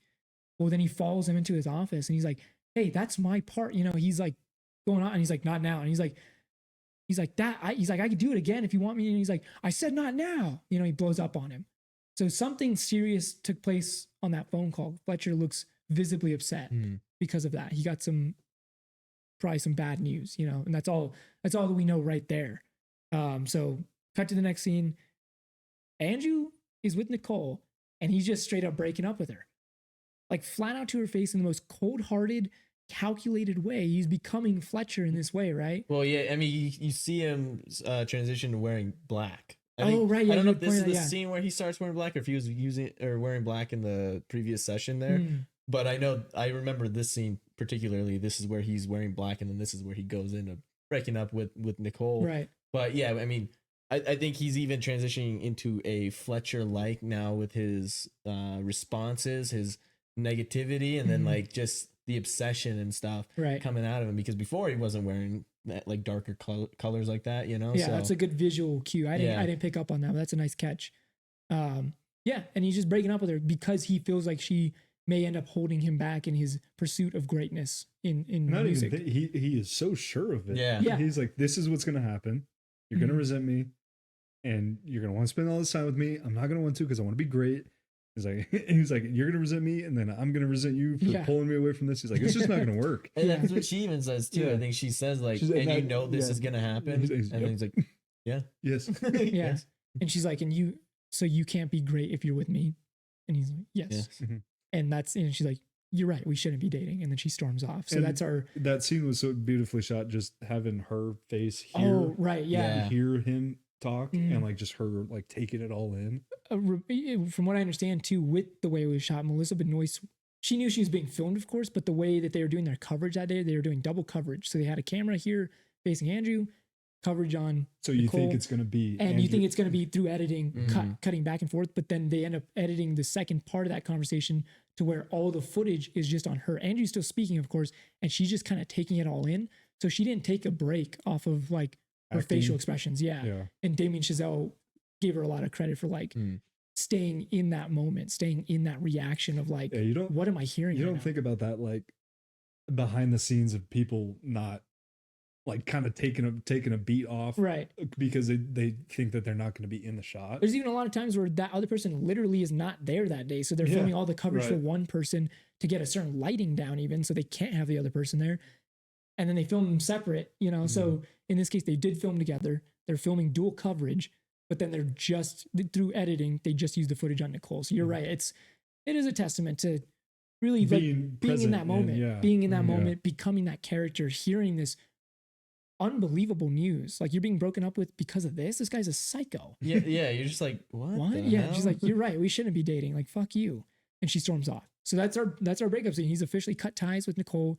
He's alienated himself from every relationship basically at this point in search of greatness.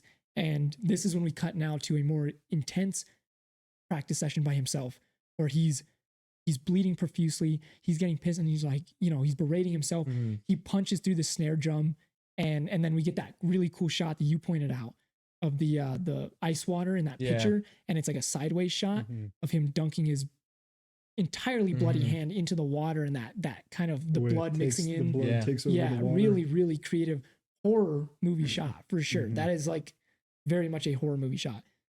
So we get from there. We enter our next rehearsal. Fletcher enters the room on a very somber note. He reveals what that phone call was. He reveals that he'd gotten some very bad news that a former student of his, Sean Casey, had died in a car accident recently. And he's very broken up about it. He plays a piece of his, and he mentions how brilliant he was, all this and that, and he's like, I just thought you guys should know. He was like a first chair at Lincoln Center. Mhm. And Yeah, he was naming all of his accomplishments after him. at the top of the jazz world. Yeah. So we get him explaining this, and then immediately we cut to Fletcher now having all three of the drummers. We now have Tanner, Andrew, and Ryan Connolly going at it in a head-to-head 1v1v1 matchup in a round robin, basically. And this is just played out like a torture scene. It's just flat out a torture scene where he has these guys do this for hours, Yeah. and I he's berating them I constantly. love the way he sets that up because he's like, all right, looks like we're gonna be here all night or whatever. He's like, if anybody needs to go to the bathroom, take a dump, do whatever you have to do. He's like, now's the time. He's like, seriously, like now's the time. We might be here for hours. Mhm. And sure enough, they are. Oh yeah, they're there for a super, super long time and progressively getting sweatier, bloodier. They're all bleeding from blisters on their hands. They're all sweating They're all over the exhausted, drum kit. yeah. They're like drenched in sweat. I mean, they're sopping wet. And they're just going at it. But this shows that Andrew's willingness in his alone time to practice to this intensity through just sheer pain, even because they're not getting the tempo right, because it's not about that. Oh, yeah. It's the willingness to push yourself physically and mentally past a certain point that we already know Andrew's willing to go to.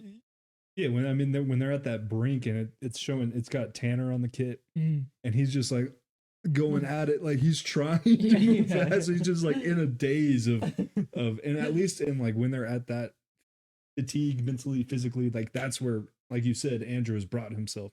Right. So he's already, the callus is already there, the Mhm. mental callus is everything that needs him, that requires him to keep pushing. Mhm. Here is, it really is what pays off. And that's what, and he perseveres, of course. He Mhm. wins the spot at the end of it, and he's now core drummer again. Yeah. And it's weird because, again, in like a, the way this is kind of painted is like a sports movie, right? Yeah. And Chazelle talks about this a lot, where he's like, we want to make it like a psychological thriller horror movie, but with this backdrop of like a sports formula, Like a like a boxing sports, type yeah, of thing. exactly, yeah, boxing. And it's like, this should be a really good moment for the audience too, right? Like, Andrew did it. He won his spot back. He's deserving of it. But we know this can only lead to pain anyways. So again, it's very bittersweet. But Andrew, in his obsessive state, doesn't see it that way. He just wants to be the best. And now he feels like he's proving it, because it's only through Fletcher that he can prove to himself that he is the best, right? He needs that validation from someone that he admires and respects, even though, again, he does not get any of that back. He is not admired by Fletcher. He's not respected by Fletcher, yet he's always seeking that validation. So it's a very bittersweet kind of ending to that scene, but he does come out on top. And then now Yeah. we're at our next competition. Tanner, break us down. We get our bus breaking down here, or flat tire or something. Yeah, no, is that where he's going on the bus? Mhm. Right? Yeah, Is so he's that- on the is that- bus. is Yeah, that where it transitions there? correct. Yeah. He's going on the bus, and then the bus gets a flat tire. Mhm. And so now he's like, I also love that lady on the bus that like looks back at him because he's like, Oh, yeah, he's like, he's he's like talking to loud, himself. yeah. yeah. What the Yeah. He has Like, what a schizo there, dude. Yeah. Gets a flat tire, so now he's like, okay, now what to do? And then he's like talking to the bus driver, like where he can get like a rental car and stuff. Yeah. Then you see him get the rental car, but he's calling whoever he's on the phone with them, like that's a part of the ensemble or whatever. He's like, just tell him I'll be there. And then so he does get there late, but then he realizes he forgot his sticks. On that shot of him leaving his sticks on the chair is just so, you're just like, oh my gosh. Yeah. J.K. Simmons noted he had seen the movie multiple times in theaters, like with like a general audience and stuff, just to see kind of how it played. Right. He noted every single time he saw it, that was the one moment they got the biggest audible gasp. I love that. I mean, J.K. likes watching like his own movies, you know, because you see so many times that people are like, I don't watch my, yeah, like, I don't watch my own work, and he's like, he's like going multiple times, like he's probably at Sundance, he probably went to all the theaters. They were like, what do you wear? Like, do you like announce yourself that you're J.K. Simmons watching Whiplash with everybody? He like, strikes me as a very you're not hiding from the fact that like someone's like, I think we're sitting next to J.K. Simmons right now. He strikes me as a very low key guy where he wouldn't want to be noticed. Like he's like, I just want to see how this plays. I'm gonna put on a hoodie and a cap, the old Marvel disguise, right? The aviator glasses and the ball cap, and he's just like I'm not maybe like I'm J.K. I'm here, but like maybe like maybe like a Q&A or something. Like the movie people are like, hey, like big surprise, J.K. is gonna watch the movie with y'all. Because that's cool too. I mean, imagine showing up to your like local theater, and then it just so happens one of the stars of the film is there, and they have like a Q&A thing or something, or even just like you get to like meet and greet for a bit. It'd be awesome. But I don't know. I don't know how exactly that played out. But either way, cool that he went and watched it so many times. So I love that he loves it, and you could see it. Oh yeah, he's super proud of it. I mean, obviously, even to the point of doing the short film, everything like. I mean, he put in the work through and through. But Tanner, tell us about the rest of the scene. Sorry, we got a little off topic there, but I'm not sorry. So then he gets there late, but then he knows that he doesn't have the sticks. Tells him that, and then so he's like pretty much like Fletcher's like, yeah, okay, then you're off, you're not on, and then he tells him that I can go get him. I could be back on time. He says he's left him in his car. But yeah, right, like in the parking lot, presumably. But obviously he's lying. He said he has like 11 minutes, I think, or something like that, and clearly it was gonna take him longer, right? And then, but there's that like, I think Ryan is the one that says something, right? Oh yeah, because he's like, it's my part, and he's like, it's my part, and I'm nice enough to lend it to you, or something like that. And they're having this back and forth because he can't believe that he's not letting him go on, even though he was a little late, and he forgot his. He's like, I can just use Ryan's sticks. He's like, you're not going on, whatever. And they're going back and forth, and he's like calling him an entitled piece of shit and stuff and whatever. They're going back and forth, and then Ryan pipes up and he's like, hey man, why don't you just back off? And he's like, what did he say? I he calls him something Johnny Utah. He's like, turn my pages, and he's like, shut up bitch, turn my pages, Johnny Utah, or something like that, or shut up Johnny Utah, turn my pages, bitch, something like that. I mean, I know that he calls him that just because I note that this is where Fletcher at least is starting to kind of respect in a weird way, right? Because then he says, well, if you're not back in this time, then Johnny Utah is taking your spot. Yeah. And for him to use the dig that Andrew used is like him like being like, oh yeah, you're coming to the dark side right now. Like, come on over. He even says something along the lines of like, this is my part. You would have cut me by now. He's like, try me, you weasel. But he's like, still not cutting him. If anybody else talked to Fletcher like that, you're gone without a doubt.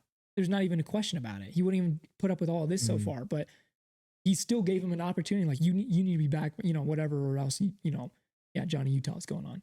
So he darts off and he goes back back for the sticks, get the sticks, and then he's driving back, and you see that great scene of him again talking on the phone with someone and just saying that I'll be there. It's like a fever dream what's happening right now. Yeah, and you just the rushing, the anxiety that you're getting while watching it, and then it cuts to him like, I think, hanging up the phone call, and as soon as that happens, you see in the back of the frame something coming, just T-bones him.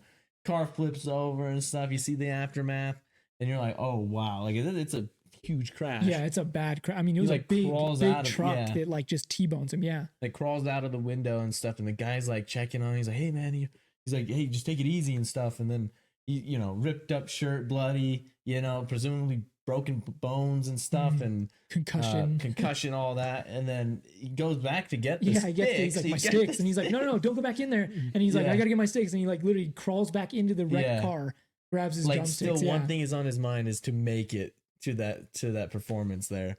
And Just like how the stairwell scene, recall back to that, where it's just like, he gets right back up just to go. And then we see, I love this part where he sits on the chair, and like, some of the kids notice him. They're like, what the hell? Just and then, covered in blood. So Fletcher doesn't notice him just yet, but as soon as like they're almost about to start playing, Fletcher like double thinks. Yeah. He's like, what the hell? Like, it's getting bloody. He can like barely like sit there, and it's just, oh my God, I love that. He goes to play, and they're playing. He's like, all right, I guess we're going. Like, they get going. And Why? I'm surprised Fletcher even. You're right. Yeah, I know. By that it was point, already starting. He could I have guess just had 'cause an he was alternate. Like, all right, he could have just like get off and then alternate come on. But he like let him Lets him play. go. Yeah. And he's playing, and you're like, okay, like maybe Andrew's like that guy, and then you're like, oh wait, no, he's He's in concussed. excruciating He can pain. barely see He can straight. barely hold He can't even hold the stick. He's dropping the dropping the sticks. stick. Drops it. Yeah, Yeah. He can't keep up with the He's tempo. like wincing in pain. Yeah. Yeah, and then they stop the song, and then Fletcher, he's like, "You're done." And he's like apologizing to the crowd and stuff, and Andrew gets up and just loses it. Tanner, what did you say when we were screaming? Dude, he gave Fletcher like a spearheaded Ray Lewis tackle, man. Just lays him out. Just lays him out. And keep in mind, he is still injured, so he's probably just riding that adrenaline, I guess, still. Because he kind of whooped Fletcher, man. Like, so red. Well, and he broke 2 of JK's ribs. Oh yeah, that's right. For real. That's crazy. Yeah. And apparently, like, Miles loves saying that he did. Yeah. And so, And Andrew's pulled off stage by security, and it's a whole thing. So I will note too something interesting. During the 3rd week of filming, again, this movie only shot for 19-20 days, so literally last week of shooting, Damien Chazelle was in a serious car accident and had a concussion. He was hospitalized. He returned the next day to continue shooting just to finish this on time. That's That's so wild. crazy. yeah. Life imitates art, art imitates life. It's kind of neat, but also kind of scary. It's like Giselle was willing to push it to the limits like Andrew, I guess. Right. And it did pay off, to be fair. But great scene. But that's kind of I guess that's probably the end of like Act 2. And now we're into this next stage of so it immediately cuts to I don't know how much time has passed here, but we do get Andrew meeting with a lawyer and his father at some other, some place, like, whatever. They're meeting up to talk about Fletcher's abuse, because she's willing to do an investigation on him because other parents have also come forward about, now we get the reveal that Sean Casey, this former student of his that died in a car accident, did not die in a car accident. He hanged himself. And due to Fletcher's teachings, right? He had depression, anxiety, just like a lot of trauma from those days of being under his teachings, and they want to prosecute him for that and make sure he never hurts another student again. They need another. Exactly, they need someone to testify. They need a stronger case and against being him. a very recent case of, well, hey, something just went down. Well, and like from someone that still here, Right. That too, obviously being still alive and someone that's willing to testify. It's like, dude, you have nothing to lose. So I think all the information they got was from the family of Sean Casey. Right. So But that's not from just Sean like Casey speculation. himself. Yeah. Right. It's like, well, we believe, and it's like, well, But it's Sean not can't enough. say. It's not enough to really do much. Right. Yeah. But if Andrew's able to testify, they can make sure this never happens again. So this is also, we had talked about this quite a bit with the editing here. Because while they're discussing this and kind of laying everything out for him and like trying to convince him to testify, we're cutting back to scenes of him in his dorm watching old footage, childhood footage of himself drumming, and presumably maybe like a first drum kit or maybe an early set and stuff. And it's very sad Very moving. You see his actual like just pure joy Right. of just kind of messing around with it, Because it's just like a love for music and making music and just having fun. and not an obsession. Yeah. Yeah. And now it's been perverted into something entirely different. Well, he's just completely lost his innocence of Yeah. it. He's just, you look back and you say, I remember when this was fun. I remember this was supposed to be fun. Yeah. This is why I loved it. Like you're not doing it for the love of the game anymore. Now you're doing it for the pure sense of The accomplishment, kid, I mean, that fortune, kid, fame, that kid wanted to be great. And Right. He just didn't know what it took to be great. He didn't know what he was getting into. But And it sucks too because it's not necessarily his fault, right? If there wasn't a Fletcher around and there were just more encouraging figures around him and really If he push had a him better to be, supportive family, right? That too. I mean, there's so many different factors here that little kid who just wants to be good at this and cares about it so much, he loves it. I could have been. actually, I will retract. His dad is pretty damn supportive. yeah, He's supportive in other ways, though. I think Yeah, he's no, obviously very present in his There's life. things that he lacks, but yeah, I mean, obviously, without growing up with a mom to help, so I think that was probably Yeah, a he's big not a factor in bad his dad. life. He wants the No. best for Andrew. His dad is actually there for him. Yeah. he's a solid guy. No, he is. But I think, it's the ideologies at play. That, Well, and Andrew asked him, he's like, how could you do this to me? Like, oh, right. his Yeah. dad did nothing but try and help him out of this situation. And Andrew takes it as, you're putting me in the worst position. Because he doesn't want to testify Yeah. because it's like, again, he's not only afraid of Fletcher, but it's also like he still has that respect. He still wants that validation. If he testifies, then it's like all that has just gone out the window. You know what I mean? It's like he came up short and he had to punish Fletcher for it. But it's like, no, dude, you're being abused, like literally being abused by him. Like you have to make him stop because he's only going to keep doing this to other students. Who's going to become the next Sean Casey? Who's going to kill themselves as a result of his teachings? So ultimately, Andrew's just like, just tell me what to say. So he basically agrees to testify against him. So now we get, so we get those shots kind of intersplicing that and kind of giving us more context with Andrew and his feelings. But now I don't know how much time has passed either, but we get him like in this apartment. So he's obviously no longer attending Schaefer. We saw like a little shot of his letter from the school being kicked out and stuff because of him tackling Fletcher. But he's living in this apartment and his dad was even there and they watched a movie together there. And then as he's leaving, he's like telling him like, oh, I don't know if you noticed, I stocked the pantry with Gushers or whatever. And he's like, yeah, I noticed, there's still this level of resentment. Also, they're not at the movie theater. That is, I didn't pick up on that. That makes sense because obviously You ain't going back there. yeah, it's like his dad's probably like, thanks a lot, man. I like going to this theater. You mess things up with this girl. Yeah. No, I can't go back. I mean, that's kind of a double thing of I didn't even think of that's a good catch. I don't know how I didn't put that together. there's the girl, but then it's also the double side of it is that there's no longer that routine with him and his dad Right. doing that part. Like obviously they're watching this movie, but they're not going to the movies. Mhm. And obviously it's mostly because of the girl, but I think it's a double thing, Yeah. if you will. A double thing, if Double you will. thing. Yeah, I will. So we get this kind of like slice of life now with Andrew. Kind of, I think he's like working like a barista job or something like that. Just very quickly cuts to him, and then it's like him just being kind of like he's no longer drumming. He's kind of bored with his life, it seems, and he goes for a stroll. And during this stroll, he passes by a jazz bar because he sees Fletcher's name on the little chalkboard. So of course he goes in there and he watches the end of his performance on the piano. And he's watching. Killing it. He's right by the door, by the way, too. So he just kind of almost peering in. And yeah, he does do a great job. I will point out that's actually J.K. Simmons playing and singing. He has a history in music. He has a degree in music, first of all, but he also grew up. His mom, I believe, was a music teacher. I think his father also had some kind of background in music as well. So he's very well versed in music. And a lot of the conducting that he does throughout the film, he does himself as well. So I mean, I feel like you can just tell by his facial expressions. right. Like he's in the zone. He's man. in it. Yeah. Yeah. So it's a really terrific performance from him because it's incredibly authentic. And he talks about how nervous he was because those, like the cello player and can't remember the other instruments the that were jazz on the bar, stage. yeah. Yeah. But those guys are like legit people. Yeah. In LA or wherever they were, New York. I know it's set in New York, but Yeah. shot in LA. Either way, like those guys were legit people in real life, and so he's like feeling like so out I of can't mess place. this up. Yeah, Yeah. like he's and, you know, But yeah. he's Like, watching dude, him. you're J.K. Simmons. We don't care if you mess Yeah. up. He's over here like, hey, you're so and so. I don't want to mess this up for you.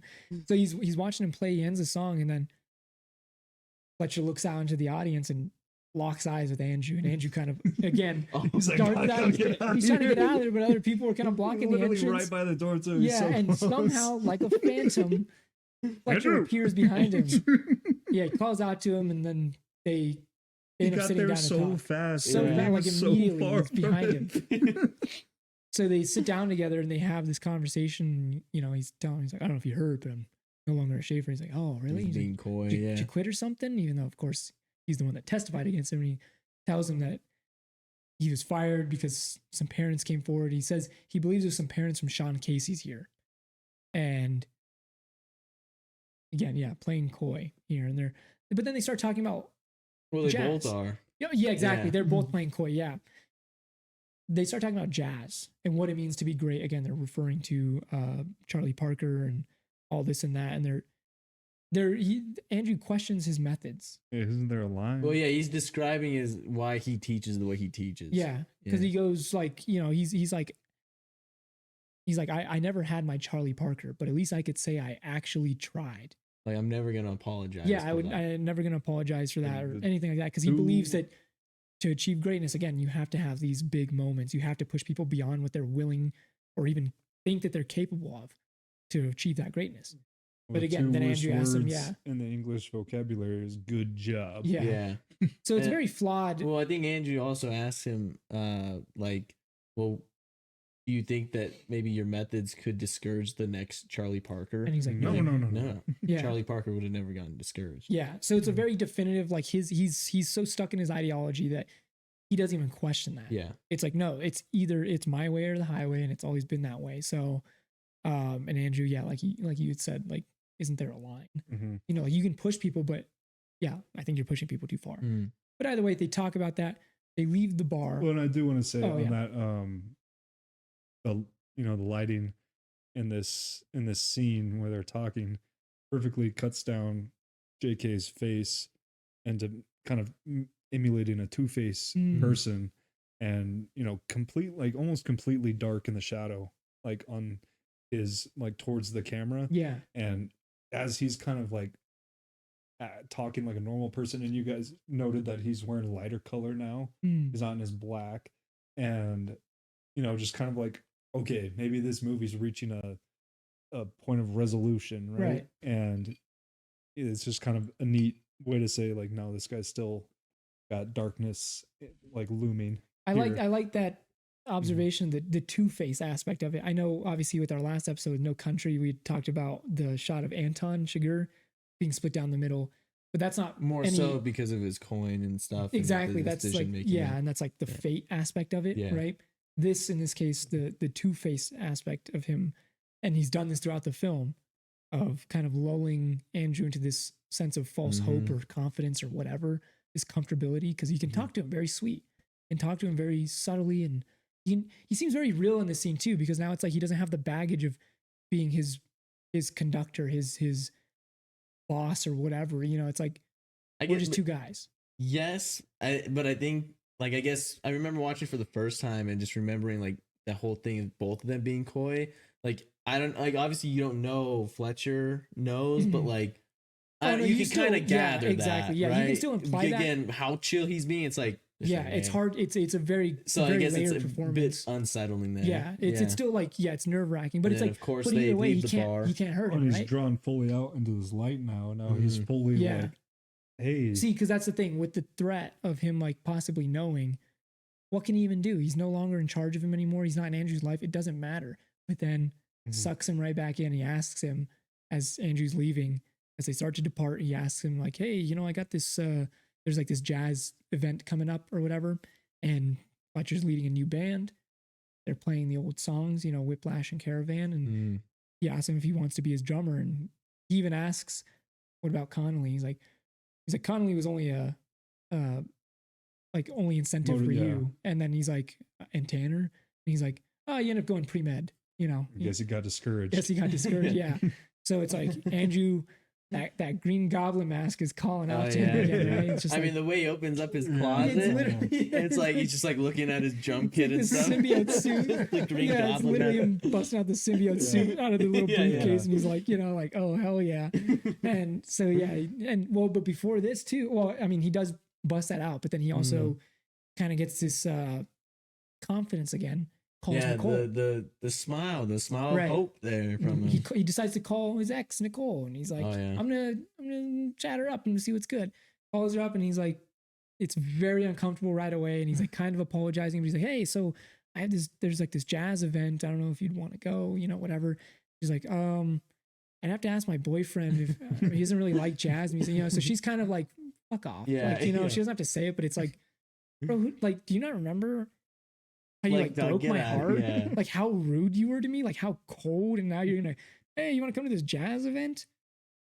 And so he's like, oh yeah, cool, yeah, just let me know. Mhm. And right then and there, it's like, hangs up the phone. It's like, okay, I'm not getting her back. Yeah, cool, Green Goblin, let's go. Like, I'm Yeah. just sending this. So we get to, he's arriving at the venue now for this jazz event, and this is now our climax. We're now approaching our climax, and they get on stage. He's setting up, and he's like, he's feeling good. He's feeling good about himself, like tuning his drum kit, and then Fletcher walks over to him and just very quietly, he's like, so do you think I'm fucking stupid? And he's like, what? Yeah, and like, wait, what? And then he's like, I know it was you. And then just walks away, and Angie's like, Goes to oh talk my to the God, crowd, yeah. I've been set up. Obviously, Angie, do you think he was just gonna let you get away with this? Do you think he wouldn't piece this Hell together? no, Andrew's dude. so naive. And Such starts an looking idiot. at the music. Yeah. And Whiplash and Caravan are not there. Mhm. So they're playing a song that he does not know how to play. And he's just trying to So he's trying improvise, to wing trying to it, keep yeah. up with like the tempo and stuff, and everybody's looking at him like, The cello player's like, hey man, what are you doing? Like, these are not the right notes. You're not playing anything correctly. Like, clearly just guessing. yeah. The crowd is even kind of like, confused by it a little bit, but it's not. The rest of the band is playing just fine, so it's not a huge deal. But by the end of it, he's so like, oh my God, Like so embarrassed. Yeah. And so- Discouraged. very discouraged. Yeah.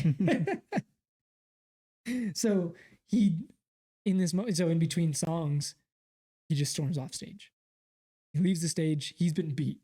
Fletcher got him, and Fletcher's just like smiling. I want to say when he first takes off stage, like, dude, his dad is Oh, yeah. immediately out the door to go get him, and like he meets him as soon as he's backstage and all that. Like, again, there's the dad being supportive. Like, Yeah. he honestly, he's there for him. I think he He's just there doesn't for want him to do this music thing anymore. No. He cares about his well-being, but I think Right. he's just like, I think this He is knows ran it's its course. taking over his life for the worst. Yeah. Oh, for sure. I mean, good Lord, with everything Yeah. that's already happened at this point. But yeah, Fletcher's won, basically. And they're backstage, Andrew and his father, and they're embracing. He's like consoling him. Yeah. And then Andrew separates from him and kind of gives him this look. And then he just goes out there again. He's like, Andrew, where are you going? Yeah. And he goes back out on stage, and Fletcher's addressing the crowd. He's telling them, all right, folks, I think we're going to slow it down for this next one. And Andrew And then sits back that's when down, he just pops and he just off. starts going nuts. And Fletcher whips around, and he's playing Caravan now by himself. And the cello player, he's like on my cue, So and He's then kind of like, what? yeah, and then he joins in. And he does help Which him out. is He does very help real him for out. that, because if he didn't play along with Yeah. him and no one else did, then he just Well, I up there think the doing a piano solo. guy comes in too Yeah. to help too, and then, And then so- everybody else does. Yeah. Yeah. So now they're playing He's Caravan. got everybody. He's the one conducting He's- here, if you will. It's like, his tempo now. Yeah. He's on his tempo. Mhm. He's calling the shots. He's the big dog. He's gonna embarrass Fletcher if it kills him. And I love the lighting throughout. Oh, I yeah, know yeah. before they start playing, it's just like this great like yellow orange kind of lighting, and then as soon as he starts playing, it's this like blue hue of him just like locking in, being in that zone. And like I know jazz, like blues and stuff, it's like Yeah. kind of like towards that too, but it's beautifully shot too. Yeah. Like I love the Well, there's like that saturation shot of it. you had Yeah. noted during the screening. There's the shot of kind of somewhat from Andrew's perspective, not quite a POV, but in that direction upwards, looking at Fletcher from behind Mm, as the lights shift colors to that blue, and that blue just kind of hits him in a way. yeah. It kind of engulfs him. It's very rich blue. Very, yeah, like you said, I mean, It's just terrific shot. Yeah. almost like it's like he's taking like it's that moment, Right. Yeah. It's that we've very, all very been waiting dramatic. for, right? And so now Andrew's he's playing Caravan, and Fletcher kind of starts going with it, like, okay, because like they're still performing. He's not gonna like completely embarrass himself either. He has to play with it. He has to play along with it. But then he does walk up to Andrew, and this is where this is one of the biggest laughs I got during the whole movie, because we were watching together, and he's like, Andrew, what are you doing? And he goes, notice he said Andrew. He didn't call him Neiman. Yeah, exactly. Yeah. Andrew, what are you doing? And then he's like, I'll cue you in. And Tanner, during our screening, he's like, oh my God.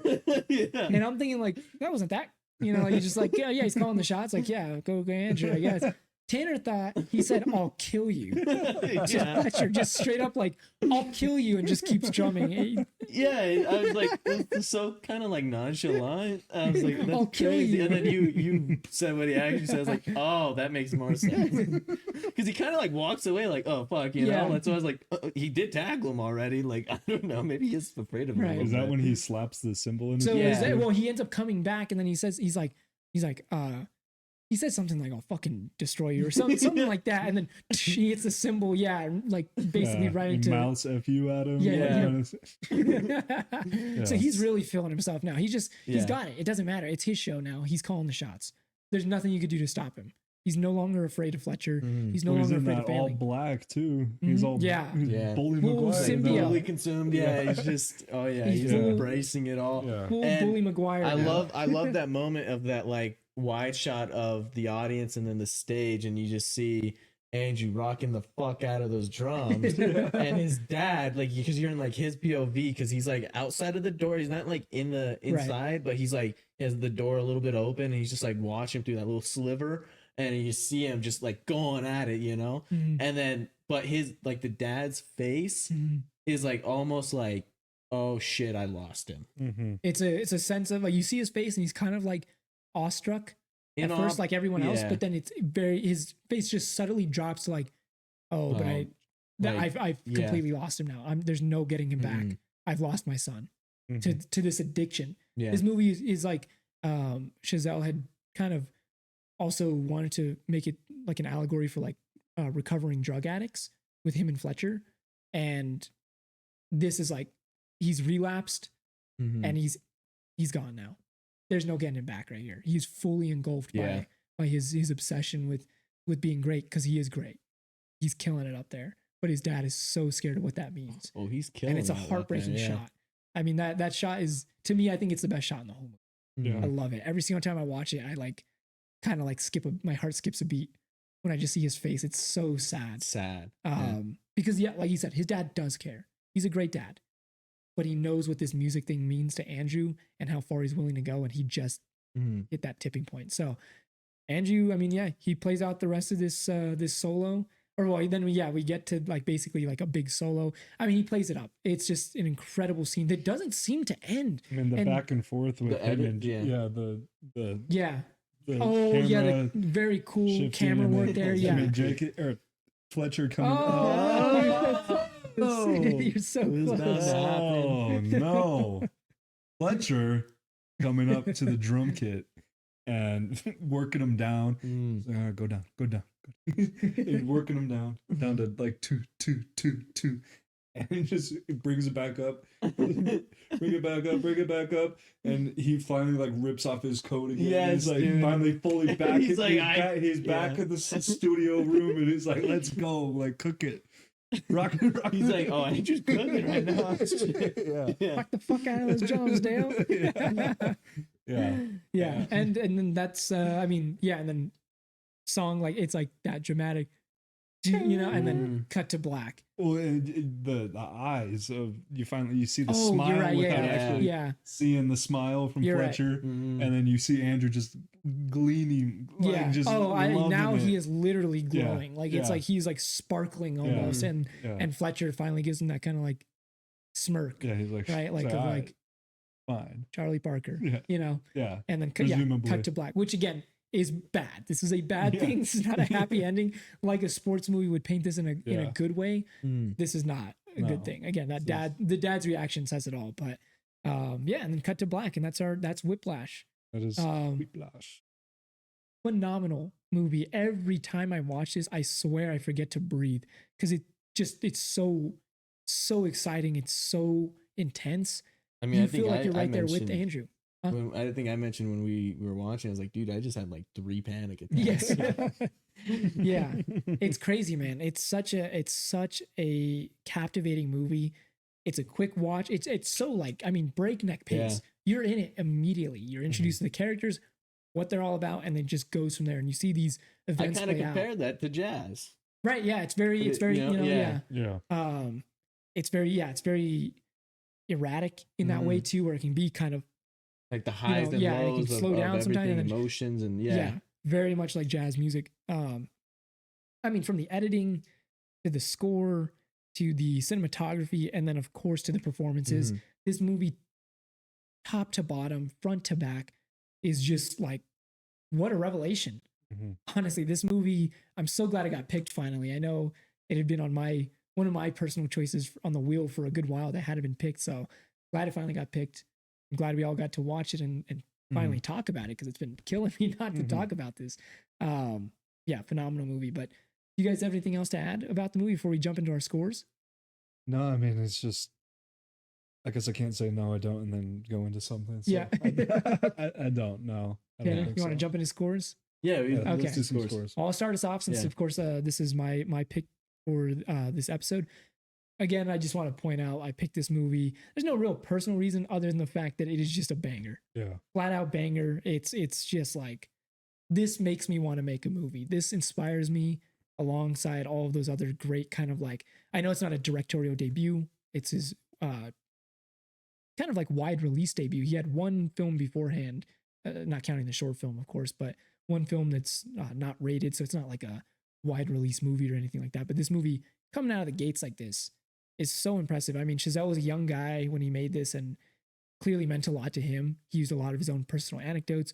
It's just one of those like very personal stories. It feels so personal to him that even though I can't relate to the story, I feel the emotion through the screen so vividly. It's such...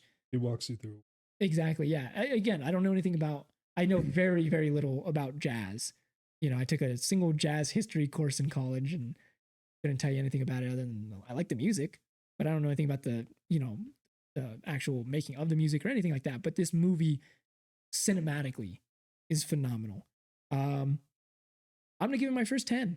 I'm going to go 10 out of 10 for Whiplash. This movie is perfect, man. If I could give it higher than a 10, I would. It is so good. I could watch this. I could watch it all the way through and then immediately hit repeat and just watch it again. It's so good. I mean, it's a quick watch too, like you mentioned. It definitely helps. The pacing of it is perfect, man. If you haven't seen it, please go see it. But Seth, what do you got? Yeah, I'm gonna go for my first over 9.5 with this one. I'm gonna go 9.51. Just over that threshold. Just right over, just peeking over the edge enough to smell it. No, I mean, this movie's fantastic. If it wasn't going to be on your wheel, it would have been on mine. I was happy that it finally got picked too. I think we're all itching for it to talk about Whiplash it. got eliminated. Yeah, right. Yeah. But I mean, the pacing of this movie is fantastic. I mean, it's something that just throws you right in right away, establishes everything you need to know about the protagonist and antagonist. And, it's just the obsession, like how much, I mean, it really just makes you think about like how, like, what do you want in your life? And are you willing to, like, I don't think any of us are trying to get to a Lincoln Center level of anything right now. Maybe you are. But I mean, obviously a lot of the things like Fletcher, people like this do exist, but he's a very inflated version of that person. But I mean, geez, JK's performance, so worthy of that supporting Oscar. Oh yeah. Teller. I mean, I can't believe because I'm a big fan of Teller, and I can't believe I watch a movie where I love his performance, but I hate his character. Right. Like, I just don't like Andrew Neiman. His dad deserved better, man. Yeah. Mom walked out, and his son ends up just like, dad deserved better. But love this movie. Absolutely, will always rewatch it. Oh yeah. And glad it was picked. Love it. Thanks for sharing. Hey, man. Tanner. Alternate chair. Well, I'd have to agree with all you guys. I think JK's performance, like you said, was outstanding. I mean, again, given that like horror aspect of this guy just being an absolute monster every time he's on screen, like it's just, what is he gonna say next? Was he not gonna say next? Like it's just, oh my god, like it's terrifying in the best way, you know. But I'd like to say, like, I think this movie isn't necessarily supposed to be analyzed in the perspective of Jazz, more so the perspective of the psychology of the obsession that Andrew like has Right. for Jazz. And it's just like you said, like how you could kind of compare it to like addictions of drugs or Right. what have you, right? And I mean, you can get so consumed, and we see that building up throughout the movie of that, and then like we mentioned with the closet, him opening it up for that last performance Yeah. of just like it, just him seeing it again, and was like, oh, but what does that mean, right? And well, okay, well, I'll just get into it because I think I could rinse and repeat what you guys just said because I agree with everything. Phenomenal movie. Give this one a 10 myself as well. Nice. Back to back 10s, right? Yeah, and I do want to mention, I know some of you, if you guys are repeat watchers, are probably thinking, damn, Tanner just gives everything a high ass score. For now, yes, because we keep reviewing great movies. So yeah. Sorry, not sorry. It's just a 10. If you don't believe me or you haven't watched it enough to have your own score on it, go watch it and tell me what you think. Leave it in the comments below. If you flat out disagree with any of our scores, also let us know. Because I'm curious to see. Yeah. I mean, all I ever hear is praise about this movie, but I rarely even see critiques. Again, even from my perspective, I consider it a perfect film. So from the jazz heads that I guess, the jazz heads. If there's any jazz people out there, let us know in the comments. You like jazz? What in particular this movie gets wrong from a jazz perspective? I know even though it can be a good film, even in my case, a perfect film, I don't know anything about the technical aspects of jazz, so I don't know how accurate it is or authentic certain things are. I'd love to hear some kind of, somebody going, I like the movie, but this always bothered me because if you have some kind of background or again, if you just don't like the movie, I would be very, I'm kind of curious why. Yeah. I'm not even hating. I would love to hear your perspective because I have watched this movie I don't know how many times, and every time I watch it, it gets better and better. So, or if you don't like us, let us know. Please let us know. Yeah, if you outright hate us, any thoughts at all, let us know. Yeah, please. But yeah, do you guys have anything else to add about Whiplash? No. I think we covered it all. Yeah, terrific movie. Again, movie. if you've gotten to this point in the video, I'm sorry that we literally told you everything. Thank you for watching. Thank you for watching, but also kind of on you. Go watch the movie. Please, seriously, it's really good. Even if you've seen it before, go watch it right now because it's that good. I think that'll do it for episode 4. Oh yeah. Thank you guys for tuning in, of course, as always. I want to mention episode 5. I believe we're gonna be doing one of these movie poster movies. Oh yeah, that's right. All right, so we'll see what happens there. Don't know which one yet. Don't know, but a 1 in 3 Wheel chance that one of the exactly. So that'll do it for Backseat Filmmaking episode 4. Thank you guys very much. Mr. Dean Norris, please take us away. Hey, fans and subscribers of Backseat Filmmaking. Thank you, viewers, for watching. You need to like, subscribe, comment, and generally don't break bad on the comments, all right? Because I'm going to kick your butt, all right? You don't want the DE after your ass. So do all that and support Backseat Filmmaking.